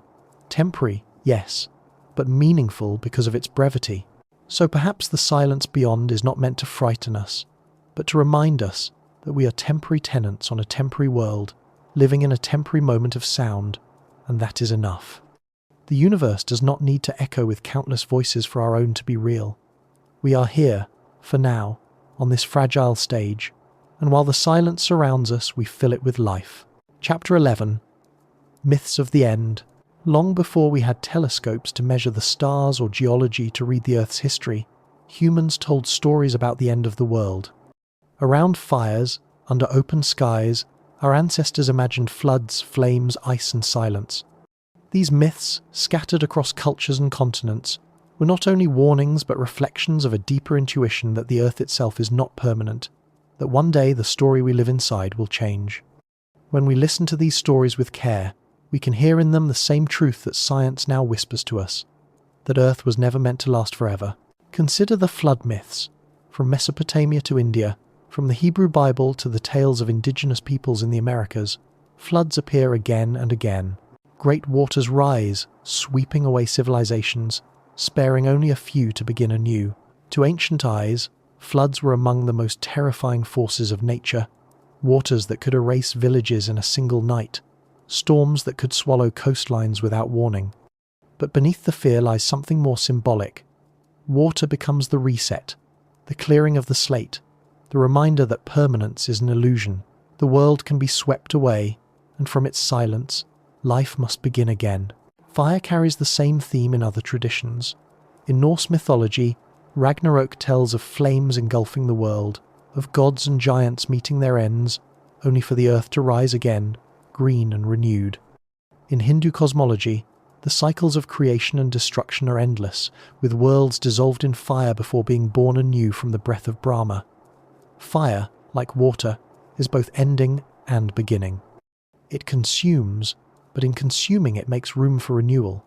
Myths of fire remind us that destruction is not absence but transformation, and that Earth's impermanence is not a flaw but part of a larger rhythm. Ice, too, has a place in the stories of endings. The Norse spoke of Fimbulwinter, a long and merciless cold that would precede the world's collapse. Other cultures, living under the shadow of glaciers during the last ice age, carried memories of advancing ice that reshaped the land and forced migrations. To them the end was not fire or flood but silence, a frozen stillness that swallowed forests and fields alike. And here again, myth echoed truth. Earth has indeed endured snowball phases when glaciers reached the equator, wrapping the planet in silence before thawing again. Ancient intuition and scientific record converge. The world shifts, and those shifts are not permanent havens. These myths often carry a strange comfort. They do not imagine the end as final, but as part of a cycle. The flood recedes and the land returns. The fire fades, a new growth rises. The ice melts and rivers flow again. Each ending is also a beginning, each destruction paired with renewal. For ancient peoples, this cycle reflected not only their fears but their observations of nature. Forests burned and regrew, seasons turned from winter to spring, crops died and were planted again. Why should the world itself not follow the same rhythm? Modern science, with its measurements and models, tells us similar stories in a different language. We know that Earth has endured mass extinctions and recoveries, that its climates have swung between heat and ice, that its continents have broken and rejoined across eons. The myths of floods, fires, and winters carry the same wisdom encoded in different symbols. The Earth changes, and it does not remain forever as it is. Myths were not mistakes. They were early ways of grappling with impermanence, of naming what we now call geology, climate, and extinction. Even now, myths of the end linger in our imaginations. We tell stories of apocalypses, of worlds consumed by war, of futures silenced by machines or undone by neglect. These modern myths may wear the clothing of technology and science, but at their heart they are the same. Echoes of our awareness that nothing here is guaranteed. That Earth, as steady as it feels, carries within it the seeds of its own transformations. And yet, like the myths of old, our stories of endings often carry renewal too. Science fiction dreams of humans leaving Earth, carrying life to new worlds. Environmental myths of collapse are paired with hopes of restoration, of regrowth, of rediscovery. Even as we imagine endings, we also imagine beginnings. This duality seems deeply human. We sense that Earth is temporary, but we also sense that impermanence is not void. Something always follows. So what do these myths teach us? Perhaps that to live on Earth is to live in the space between endings and beginnings. Our ancestors told stories not to paralyze themselves with fear, but to make sense of their place in a world that could shift without warning. Floods, fires, ice, they were reminders to live with humility, to prepare for change, to recognize that the world is not ours to hold forever. In telling these myths, they gave voice to the same truth we now face. Earth was never meant to last. It was meant to change. There is a tenderness in holding these stories alongside our scientific knowledge. Together, they form a chorus, one ancient, one modern, both saying the same thing in different tongues. Permanence is an illusion. The Earth has ended many times and will end again, though never in quite the same way. And each ending, however frightening, is also a beginning. To know this is not to despair, but to see more clearly. To live with the awareness that our place here is precious, precisely because it is temporary. The myths of the end are not just about destruction. They are about resilience, about the continuation of the story beyond what seems final. They remind us that silence is never forever, that fire gives way to green, that ice melts into rivers. And they remind us too that when our chapter closes, something else will follow. The Earth itself may not last forever, but its story will not stop with us. Chapter 12. If Earth fades, what next? It is a question that lingers quietly at the edge of imagination. If Earth is temporary, if it was never meant to last forever, then what comes after? When the oceans boil away beneath a brightening sun, when the continents grind into dust, when the atmosphere thins into silence, does the story end? Or does it continue in ways we can barely picture? To wonder about this is not to predict, but to allow ourselves to drift into possibilities, to see Earth's impermanence not as a wall but as a door, leading somewhere else. One path of imagining is simple, that life ends with Earth, that when the planet fades, so too does everything it carried. In this vision, Earth's story is a closed book, beginning in ancient seas and ending in silence. There is a stark beauty in that thought. Not every story is meant to stretch across volumes. Some are complete in themselves, short but luminous. Perhaps Earth is one of these stories, a singular tale of oceans and forests, of creatures and civilizations, of rise and fall. If that is the case, then our role is simply to live within its pages, to notice the wonder of a story that, though finite, was real. But there are other possibilities, softer and more hopeful. Perhaps Earth is not the final chapter, but the beginning of something larger. Life, once seeded here, may not remain bound to this one world. Already, tiny fragments of Earth meteorites blasted from impacts have travelled through space, carrying within them the chemical traces of our planet. Microbes have proven they can endure the harshness of vacuum, hidden within rocks or clinging to spacecraft. If Earth fades, maybe its life will not vanish but migrate, carried like spores on the wind to other places where it might take root again. The universe is vast, and though the silence feels heavy, we cannot rule out the possibility that Earth's story could echo elsewhere, in forms unfamiliar to us. Human imagination has long dwelled on this possibility. The idea of leaving Earth, of carrying our species to other planets, is woven into both science and myth. Perhaps we are not meant to remain here forever. Perhaps we are meant to learn to travel, to adapt, to survive beyond the cradle. Already, we send machines to other worlds, small emissaries of curiosity. They cannot yet carry us, but they carry our questions, our reach. If Earth fades, what next may be found among the stars? Colonies beneath the ice of moons, domes on barren planets, vast ships drifting between stars. Each vision is imperfect, speculative, but each carries the same seed, that Earth's impermanence does not have to mean the end of the story of life. There is also the quieter thought that perhaps the next stage is not physical at all. Perhaps what comes after Earth is not migration but transformation. Intelligence may find ways to shift itself into new forms, no longer bound to bodies of flesh, no longer tied to soil and sea. Digital life, artificial minds, patterns that endure beyond biology. In this imagining, Earth becomes the birthplace not just of species but of thought itself, thought that could outlive the planet that nurtured it. Earth would fade, but what it created would continue, not as trees and rivers, but as ideas woven into new mediums. And yet, even if none of these futures come to pass, even if life ends when Earth ends, there is still a continuation, though not one we can see. The matter of Earth will not vanish. Its rocks will scatter, Its atoms will drift, its elements will find their way into new stars, new planets, perhaps even new lives. Just as we are made of the remnants of long-dead stars, so too will future beings somewhere, someday, be made of Earth. In that sense, Earth's ending is not an end but a transformation, a recycling into the cosmos itself. What comes after Earth may not be life as we know it, but it will still be something, still a continuation of the story written in different hands. The thought of Earth fading is heavy, yet it is also freeing. It reminds us that permanence was never the goal. The planet was not built to last forever, and neither were we. What matters is not the length of the story, but its depth, not its permanence, but its presence. If Earth fades, what comes next will unfold as it always has, unexpectedly, beautifully, in ways that no species could fully foresee. That is the pattern of life, of planets, of the universe itself. So when you wonder about the future, try not to grasp at certainty. Instead, imagine gently. If Earth fades, the story continues. Whether through seeds of life scattered among the stars, through human journeys into the cosmos, through intelligence transformed into new mediums, or simply through the recycling of matter into the next generation of worlds, Earth's impermanence is not a failure. It is a passage.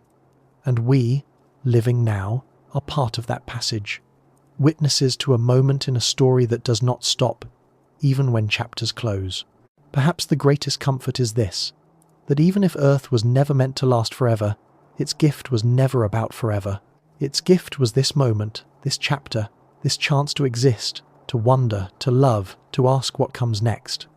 And if we hold that thought with care, then the fading of Earth is not the end of meaning, but the beginning of a deeper belonging to the universe itself.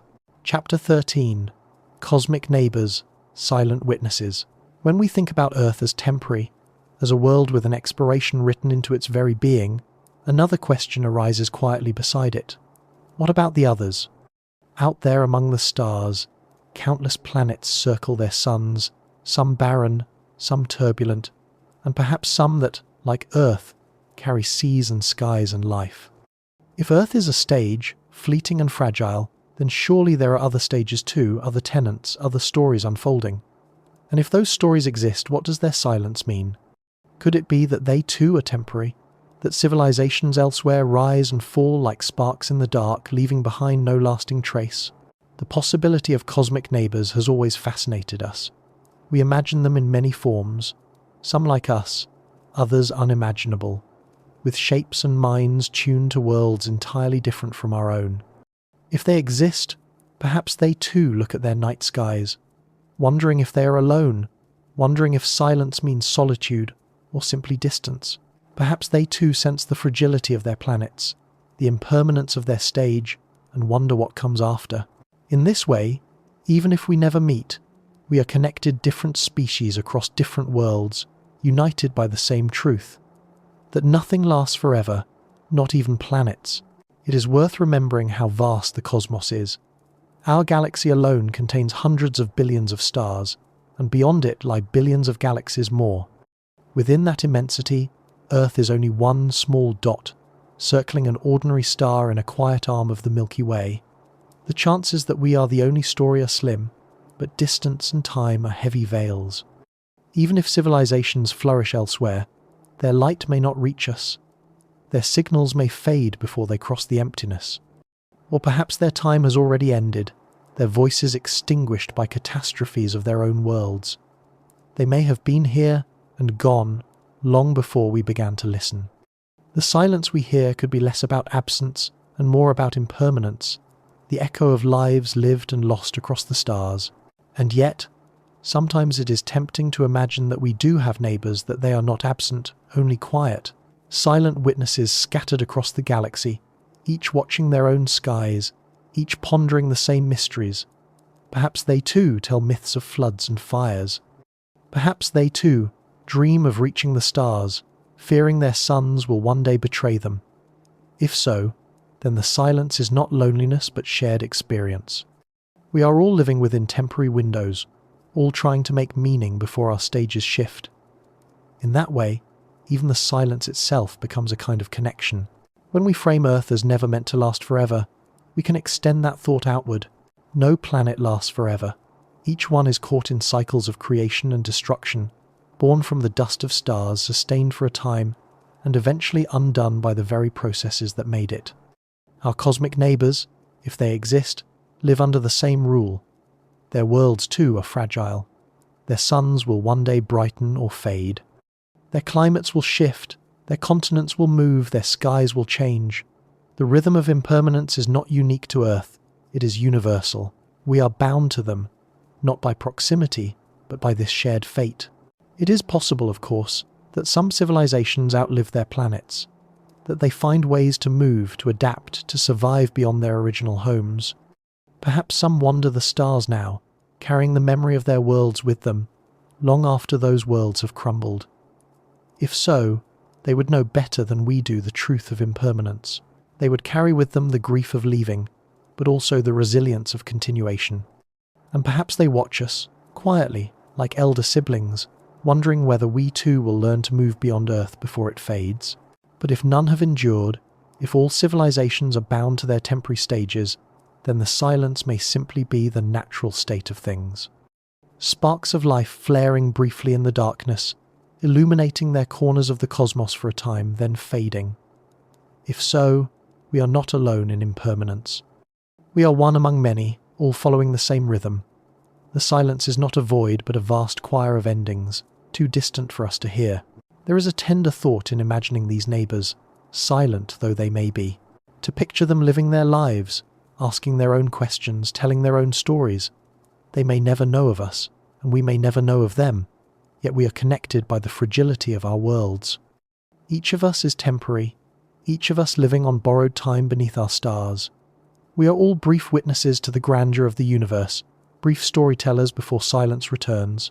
And so, when you look up at the night sky, let the silence remind you not only of absence but of connection. Somewhere out there, others may have looked at their skies and felt the same ache. Others may have whispered the same questions. Others may have lived, loved and wondered, knowing their worlds were temporary too. Earth was never meant to last forever, but neither was theirs. And in that shared impermanence, there is a kind of kinship, a quiet thread linking us across the void. Chapter 14. The idea of placement. Sometimes, when we look closely at Earth's balance, the warmth of the sun at just the right distance, the abundance of water, the protective shield of a magnetic field, it feels almost suspiciously perfect. We might wonder, is this simply chance, or was it chosen? Was Earth not just born, but placed, intentionally or unintentionally, into a position that made life possible? And if it was placed, does that mean it was always meant to be temporary? More like a stepping stone than a final home? To sit with this thought is to let imagination stretch beyond science, into the quiet intersection of possibility and wonder. The idea of placement is not new. Ancient peoples often believed the world was set in its place by divine hands, crafted for humans or for gods, a stage chosen for life to unfold. Today, we might explain the same balance with physics and probability. Yet even in the language of science, the idea carries mystery. Out of all the billions of stars, out of all the countless planets, Earth is one of the rare few we know that holds the right ingredients for life. Was this simply chance? Or was it something more deliberate? Placement is a word that invites us to imagine purpose, but also to consider impermanence. A placed object can be moved again. A placed experiment can be ended once its results are gathered. If Earth was placed, then what was the purpose? Perhaps it was simply to see what life would do when given the right conditions. The planet may be like a garden plot, carefully arranged, not to last forever but to bloom for a time. Gardens are not permanent. They flourish, they fade, they return to soil. Yet in their impermanence, they carry beauty and meaning. Earth too could be such a garden.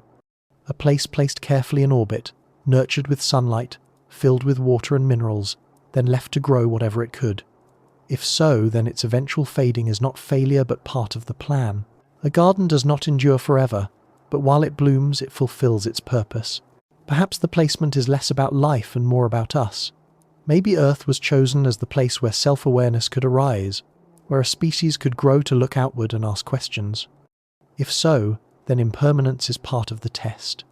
To know the world is temporary is to be pushed toward growth, to be nudged to move beyond it, to seek survival elsewhere. If Earth had been eternal, we might never have been driven to wonder about other stars. Impermanence, then, becomes a gift, a quiet reminder that placement was never meant to be permanent residence.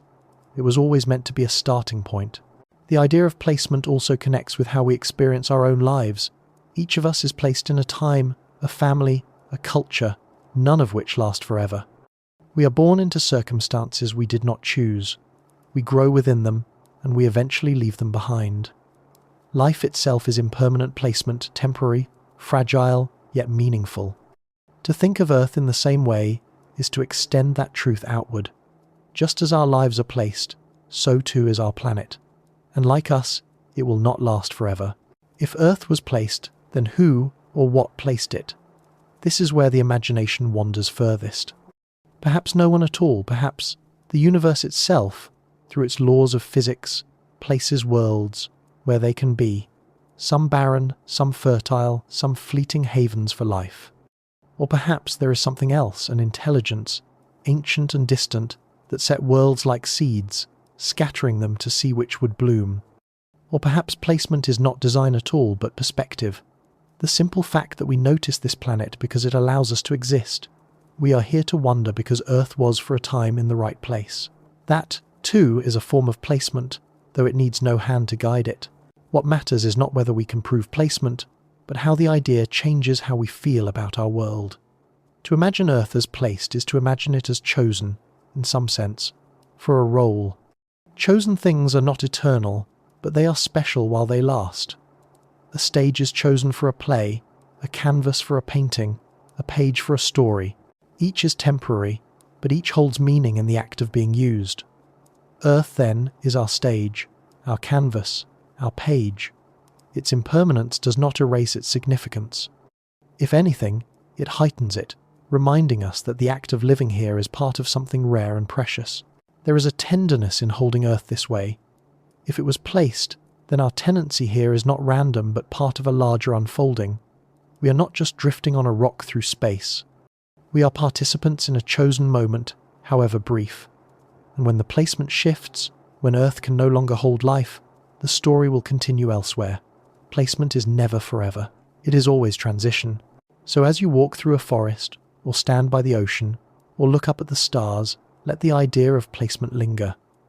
Imagine Earth not as an eternal home but as a carefully chosen moment in space and time. A world given the conditions to bloom, meant to fade, meant to pass its gifts forward. If Earth was placed, it was not to last forever, but to carry us for as long as it could. And in that carrying, it gave us the chance to wonder, to love, to tell stories, and to ask questions like this one. Perhaps that was the purpose all along. Chapter 15. The Sky's Warning. When we look up at the sky, it can seem calm and eternal, a ceiling of blue by day and a blanket of stars by night. Yet the sky is not a wall that protects us. It is a window into a universe filled with motion and risk. From beyond Earth, reminders of impermanence arrive, sudden and undeniable, written in fire across the heavens. Meteors streak through the night, comets blaze their long tails, and sometimes, once in a great while, something larger intrudes a visitor from deep space or a rock massive enough to alter the course of life itself. The sky is not silent. It is a messenger, whispering that Earth has never been secure, that it was never meant to endure untouched forever. We have already seen what the sky can bring. 66 million years ago, an asteroid struck the Yucatan Peninsula, releasing more energy than billions of nuclear bombs. The impact ignited forests, darkened skies with ash, and ended the long reign of the dinosaurs. That event is written into stone, carved into the very fossils that tell us of creatures who vanished in its aftermath. To them, the world must have seemed permanent jungles stretching endlessly, seas full of life, skies filled with wings. Yet permanence was an illusion, undone in a single moment from the heavens above. The Earth itself did not end, but the chapter of dinosaurs did, making space for mammals, for primates, and eventually for us. And that was only one visitor. Countless smaller asteroids have struck Earth across its history, some leaving craters miles wide. Even now, our planet moves through a shooting gallery of debris, much of it harmless, burning up in streaks of light we call meteors. But not all of it is harmless. Near-Earth objects, comets and wandering asteroids remain a real part of Earth's story, reminders that the sky is not only beautiful but dangerous. To live on Earth, is to live under the possibility of sudden change. The heavens above hold the power to alter the surface below, whether we are ready or not. Beyond asteroids, there are other warnings written in the sky. Interstellar visitors, like the objects we call Oumuamua and 2I divided by Borisov, have drifted through our solar system in recent years. They came from beyond, from stars far away, carrying with them the reminder that our solar system is not isolated. The universe is restless, and we are part of that restlessness. When such visitors pass, they whisper of a larger cosmos, of connections we cannot see, and of the truth that Earth is never as secure as it feels. Perhaps one day, another such traveller will not just pass but collide, reshaping our world yet again. The sky also holds warnings in its storms of light. Solar flares burst from the sun, sending waves of charged particles into space.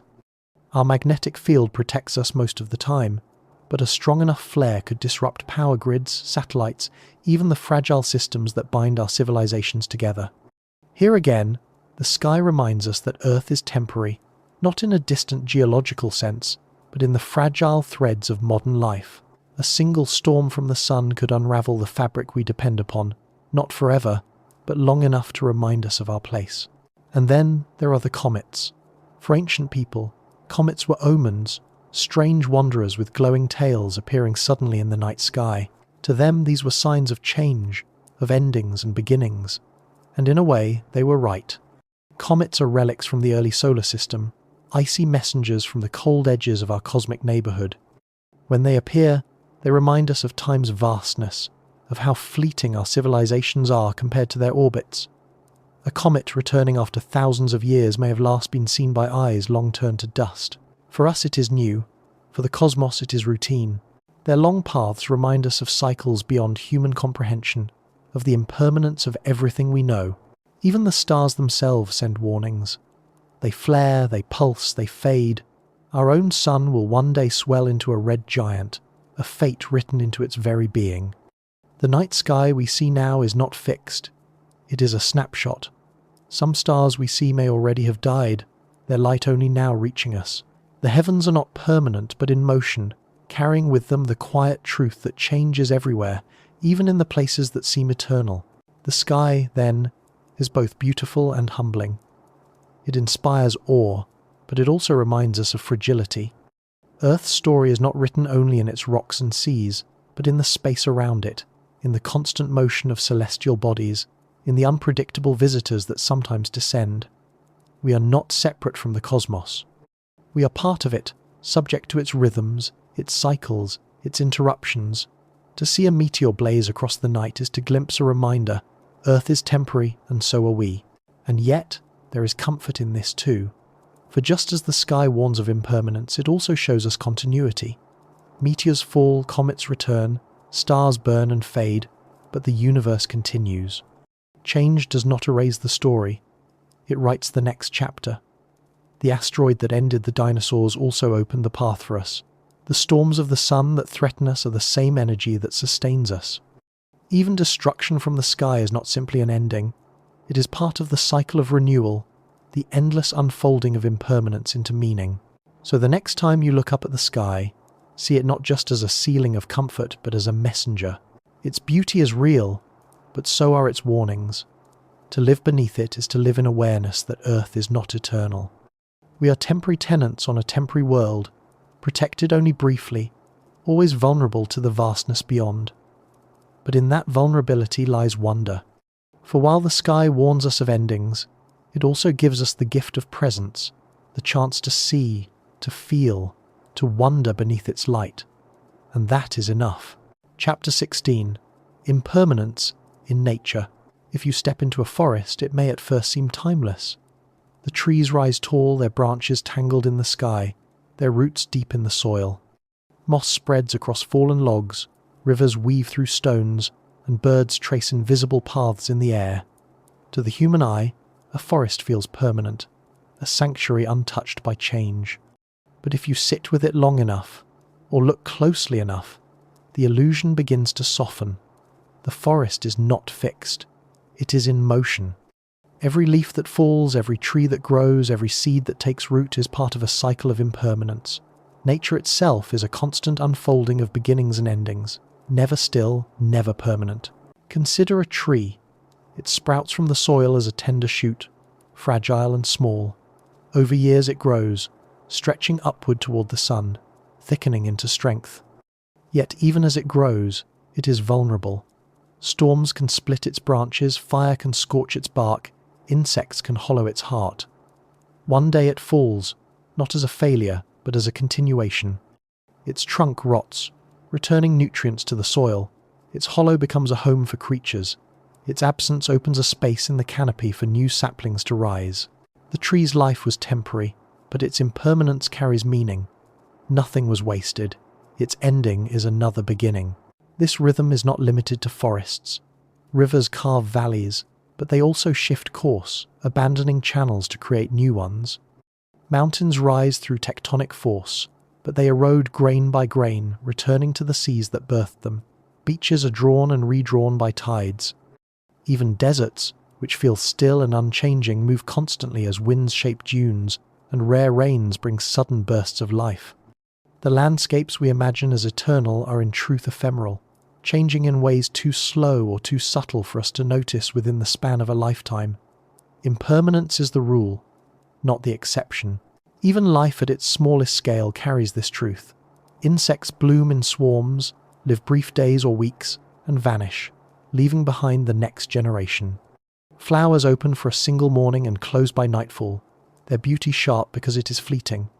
Seasons themselves are reminders of impermanence, each one dissolving into the next. Spring gives way to summer, summer to autumn, autumn to winter, and winter back to spring.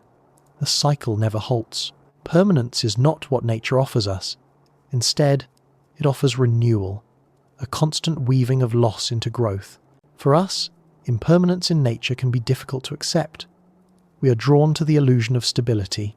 We photograph landscapes, build monuments, protect parks, all in an effort to preserve. And while preservation matters, it is important to remember that even without us, change is the natural state.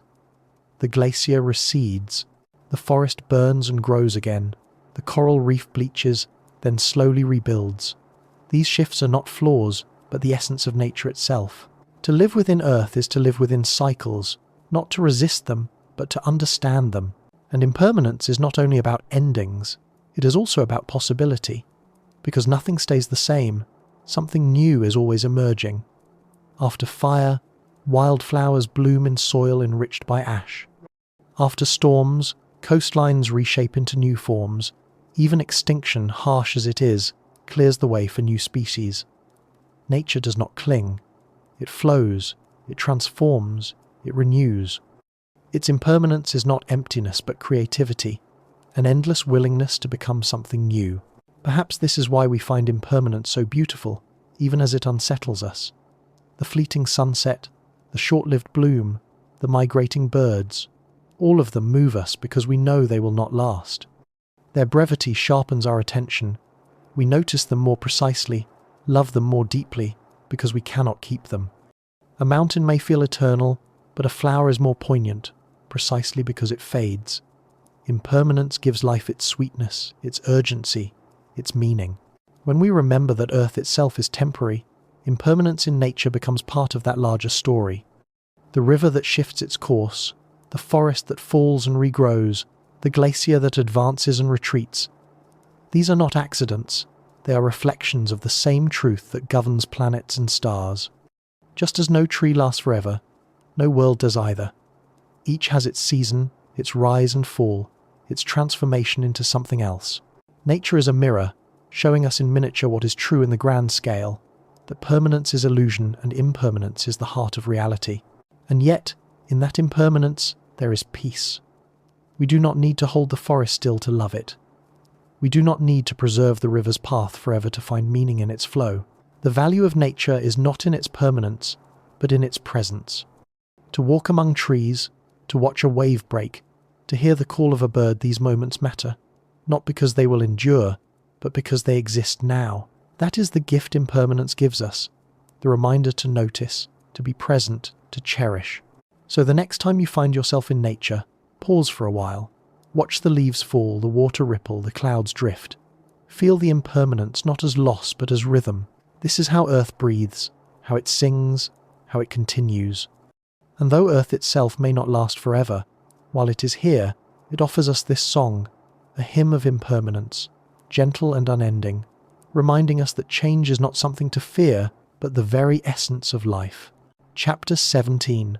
Comfort in temporariness.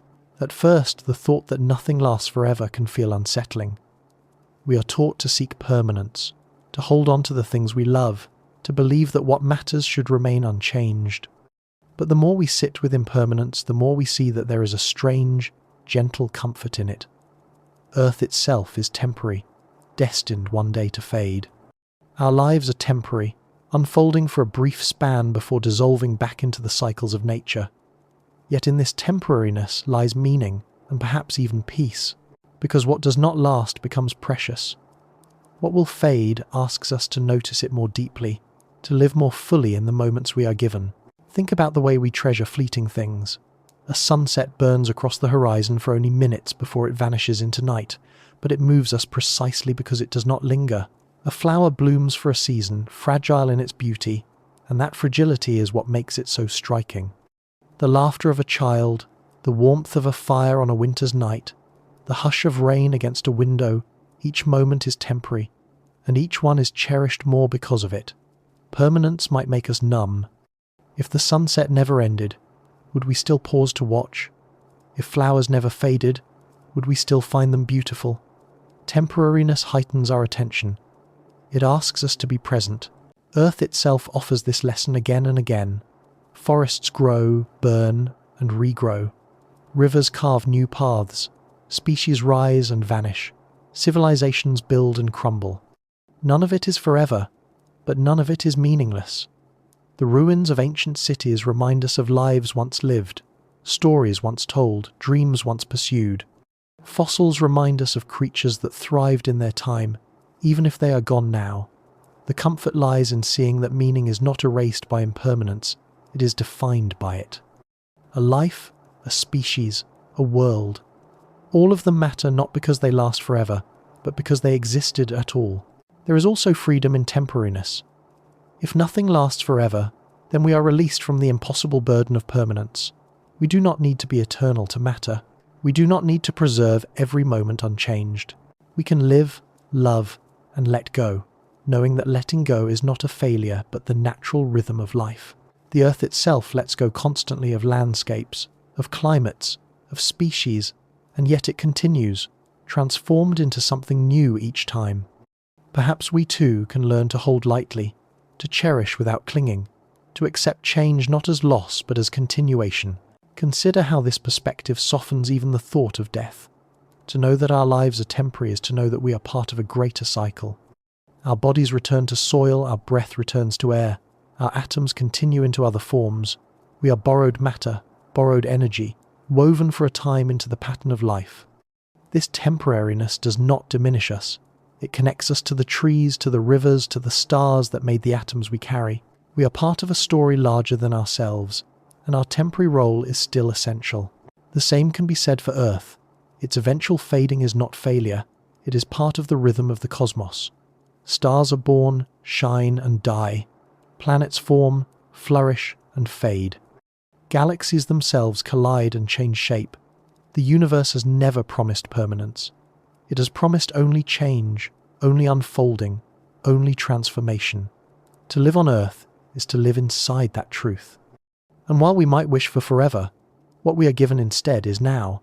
The comfort comes in recognizing that now is enough. Temporariness also deepens gratitude.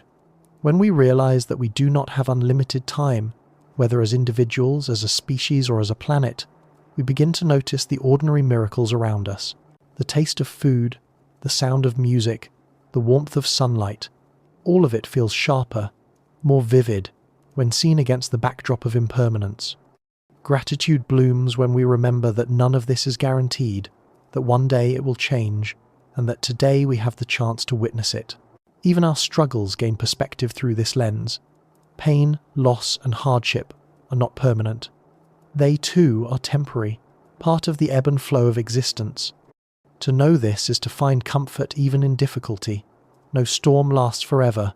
No winter refuses to turn to spring. The earth itself reminds us of this, in glaciers that retreat, in forests that regrow, in landscapes that recover after catastrophe. If the planet can endure change, so can we.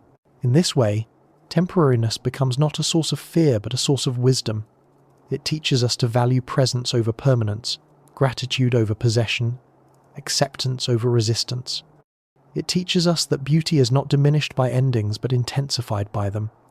It teaches us that Earth, though it may not last forever, is enough in this moment, alive with wonder, alive with meaning. So the next time you watch the sunset, or listen to rain, or feel the warmth of a friend's hand in yours, remember the gift of temporariness. Remember that it is not a flaw but a feature, not something to resist but something to embrace. For Earth itself is temporary, and so are we. And in that shared impermanence lies the comfort of knowing that meaning does not require forever. It requires only now. Chapter 18. Echoes in the future. When we think about the impermanence of Earth, it is easy to imagine silence, oceans boiled away, forests turned to dust, the planet itself a barren stone circling a dimming Sunday. But impermanence does not mean erasure. Even when Earth is gone, even when life here has ended, echoes will remain. The universe carries memory in strange and lasting ways. Traces of our world, of its life, of its brief civilizations, will ripple outward long after the surface has changed. Earth may not last forever, but its echoes will linger, written into matter, into starlight, into the fabric of time itself. Some echoes will be physical.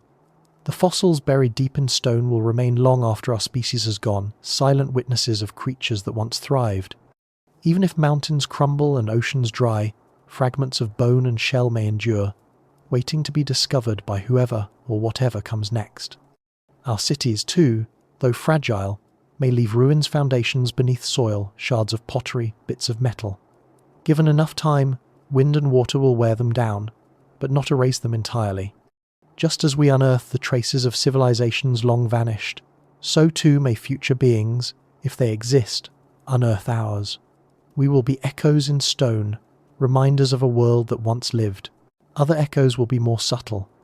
Our radio waves, our signals, our music and voices have already left Earth, drifting outward into the galaxy at the speed of light. They are faint, growing weaker with distance, but they are real. Somewhere, 1,000 light years away, a fragment of a song, a word from a broadcast, or a whisper of static carrying human presence may still be travelling. Whether or not anyone ever hears them, these signals are echoes of Earth, expanding into the vastness, testaments to the fact that we were here, that we spoke, that we wondered. Even the atoms of Earth will become echoes.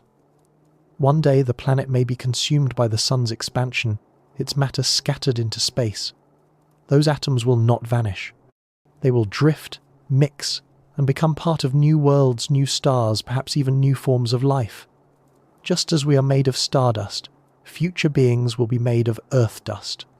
In this way, our planet will echo into futures we cannot imagine, not as a world but as part of the endless cycle of creation and transformation that fills the cosmos. There may also be echoes in memory, though not in the way we understand memory now. Perhaps other civilizations, if they exist, will learn of Earth not by hearing our signals, but by finding traces of us in the chemistry of drifting matter, in the ruins left behind, in the faint patterns etched into the structure of the universe itself.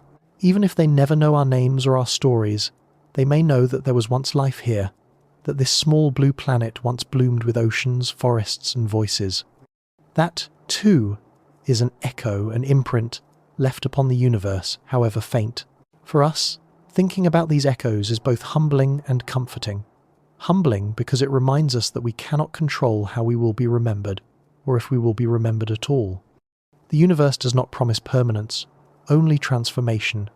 Comforting because it reminds us that even in impermanence, nothing is truly lost. Every word we speak, every breath we take, every action we make becomes part of the larger unfolding, leaving traces that ripple outward in ways we may never see. We are echoes already, even now, carried forward into futures we cannot imagine.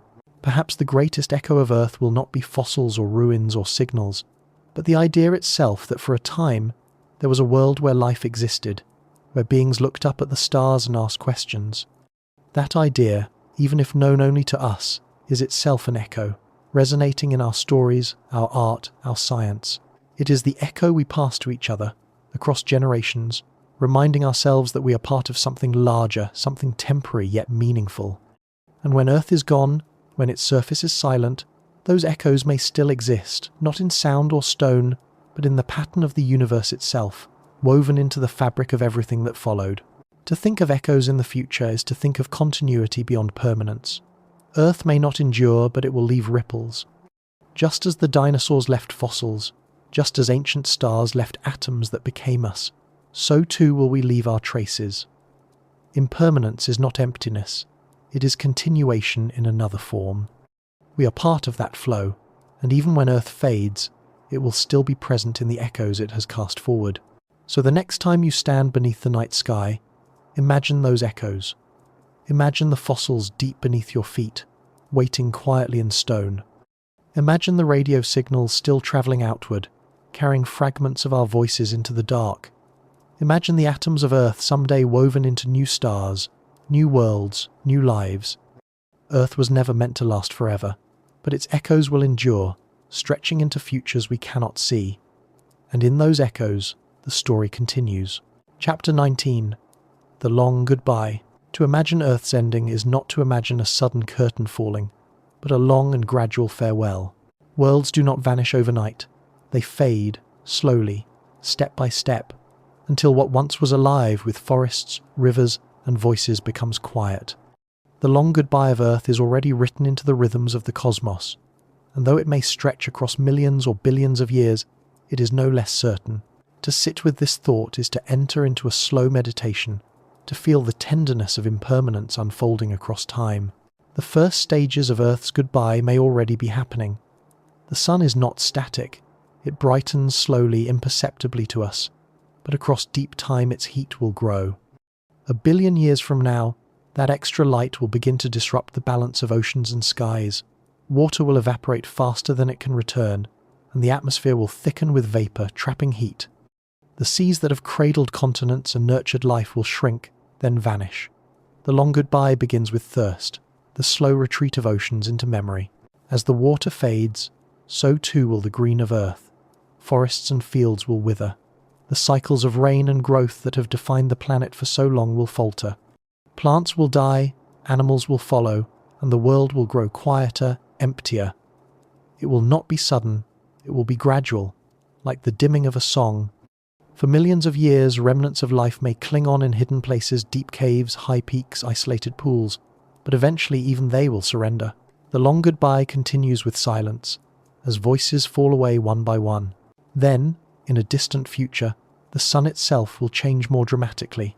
It will swell into a red giant, its outer layers stretching outward, consuming Mercury, then Venus, and perhaps Earth itself. If Earth is not swallowed whole, it will still be scorched beyond recognition. Its rocks will melt, its crust will fracture, its air will vanish into space. The planet that once carried seas and skies will be stripped to its bones, a bare sphere circling a dying star. The long goodbye reaches its climax in fire, the slow undoing of everything familiar. Yet even this is not the end. After the sun sheds its outer layers, it will shrink into a white dwarf, a small hot ember glowing faintly in the dark. Around it, Earth, or what remains of Earth, may still circle, cold and lifeless, a shadow of its former self. Perhaps fragments of it will be drawn into the star. Perhaps its atoms will drift outward, scattering into the galaxy. Either way, the world we know will be gone, transformed into something else. The long goodbye ends not with absence but with transformation, the recycling of matter into new stories yet to be written. To think of Earth's goodbye in this way is to see it not as tragedy, but as continuity. The Earth has always been impermanent, always in motion, always destined to change. Its goodbye is simply the final chapter in a story of constant transformation. The mountains that once towered have long since worn down. The species that once ruled are long since vanished. Civilizations have risen and fallen, their monuments crumbled into dust. Earth itself is not exempt from the rule that governs all things. Everything changes, everything passes. Its farewell is not failure, but fulfillment of its nature. There is, too, a kind of beauty in this long goodbye. To imagine the oceans retreating is to imagine the memory of every wave, every tide. To imagine the forests withering is to imagine the echo of every leaf, every bird that sang among branches. To imagine silence is to remember the fullness of sound that came before. The long goodbye is not just about endings. It is about holding the richness of everything that was. It is about gratitude for a planet that, for a time, was alive with so much wonder. And though Earth will fade, its story will not be erased. Its atoms will carry onward. Its traces will linger in fossils, in signals, in the elements it gives back to the cosmos. Other worlds may one day bloom with life that carries, unknowingly, fragments of Earth within it. In this way, Earth's goodbye is not final. It is a passage, a handing over, a continuation in other forms. The long goodbye is simply the transition between one chapter and the next. For us, who live within the briefest flicker of Earth's time, this long goodbye can be a source of perspective. It reminds us that we are here in the middle of the story, in a chapter where seas still flow and skies are still blue. We do not live at the end. We live at a moment of abundance, of possibility, of presence. To know that Earth will one day say farewell is not to despair, but to cherish this moment more. Every sunrise, every season, every breath is part of the story before the goodbye. So, when you look at the sky, or walk along a shore, or feel the ground beneath your feet, remember the long goodbye. Remember that it is coming, slowly, gently, inevitably. But also remember that we are here now, alive in the middle of Earth's story, participants in its beauty. Earth was never meant to last forever, and neither are we. But while it lasts, it offers us this, a place to live, to wonder, to love, to tell our stories, and that is enough. Chapter 20. A world that was enough. As we reach the final reflections on Earth's story, it becomes clear that its impermanence is not a flaw but a feature, a truth that gives everything its weight and beauty. To say that Earth was never meant to last forever is not to diminish it. Rather, it is to see it for what it is, a world that was enough. Enough to give rise to oceans, forests and skies. Enough to allow life to flourish in endless forms. Enough to allow one species for a brief time to look outward, to ask questions, to wonder. Earth's greatness does not lie in permanence. It lies in the gift of existence itself, fleeting but profound. Think about what it means to say a world was enough. It means that for billions of years, it sustained a dance of chemistry and biology, cycling elements through air, water and stone. It means that from its soil, roots found purchase. From its seas, creatures swam. From its air, wings beat. It means that stories unfolded here, from the silent growth of microbes to the complex dramas of human civilizations. To be enough is to have carried life for as long as it could, to have given time, space, and possibility for wonder to arise. When we imagine the end of Earth, we sometimes fall into the trap of thinking that impermanence erases meaning. But meaning is not measured in duration. A song is not less beautiful because it ends. A day is not less real because night follows. A life is not less significant because it is finite. In the same way, Earth's value is not diminished by its eventual fading.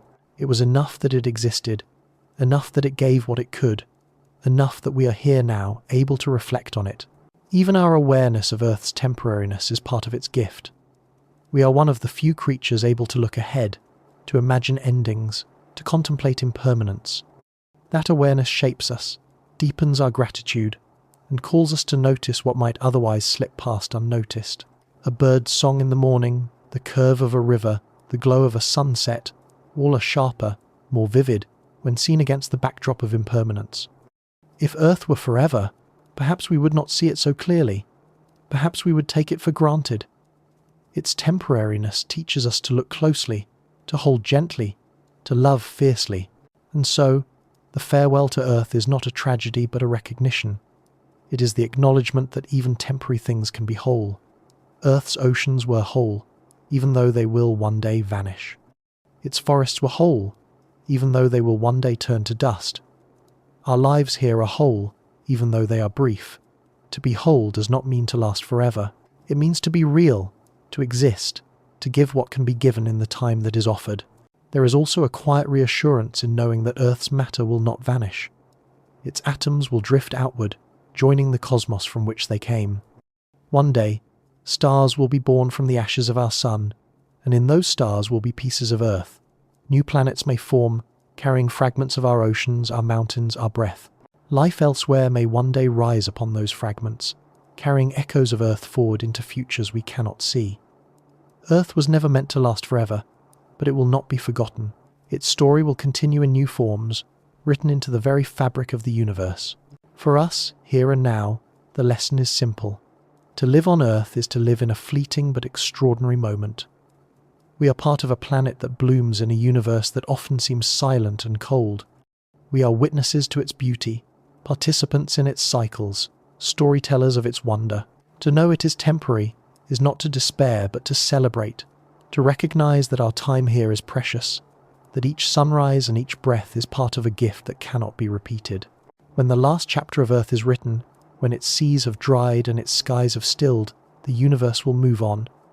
But we will have been here. We will have walked on its soil, sailed on its waters, dreamed under its stars. That alone is enough. Earth may not have been built for eternity, but it was enough to give us this, the chance to exist, to wonder, to love. And so, as we close this reflection, let us hold Earth not as something lost, but as something lived. A world that was never permanent, but always precious. A world that, for a time, carried life and meaning. A world that was enough.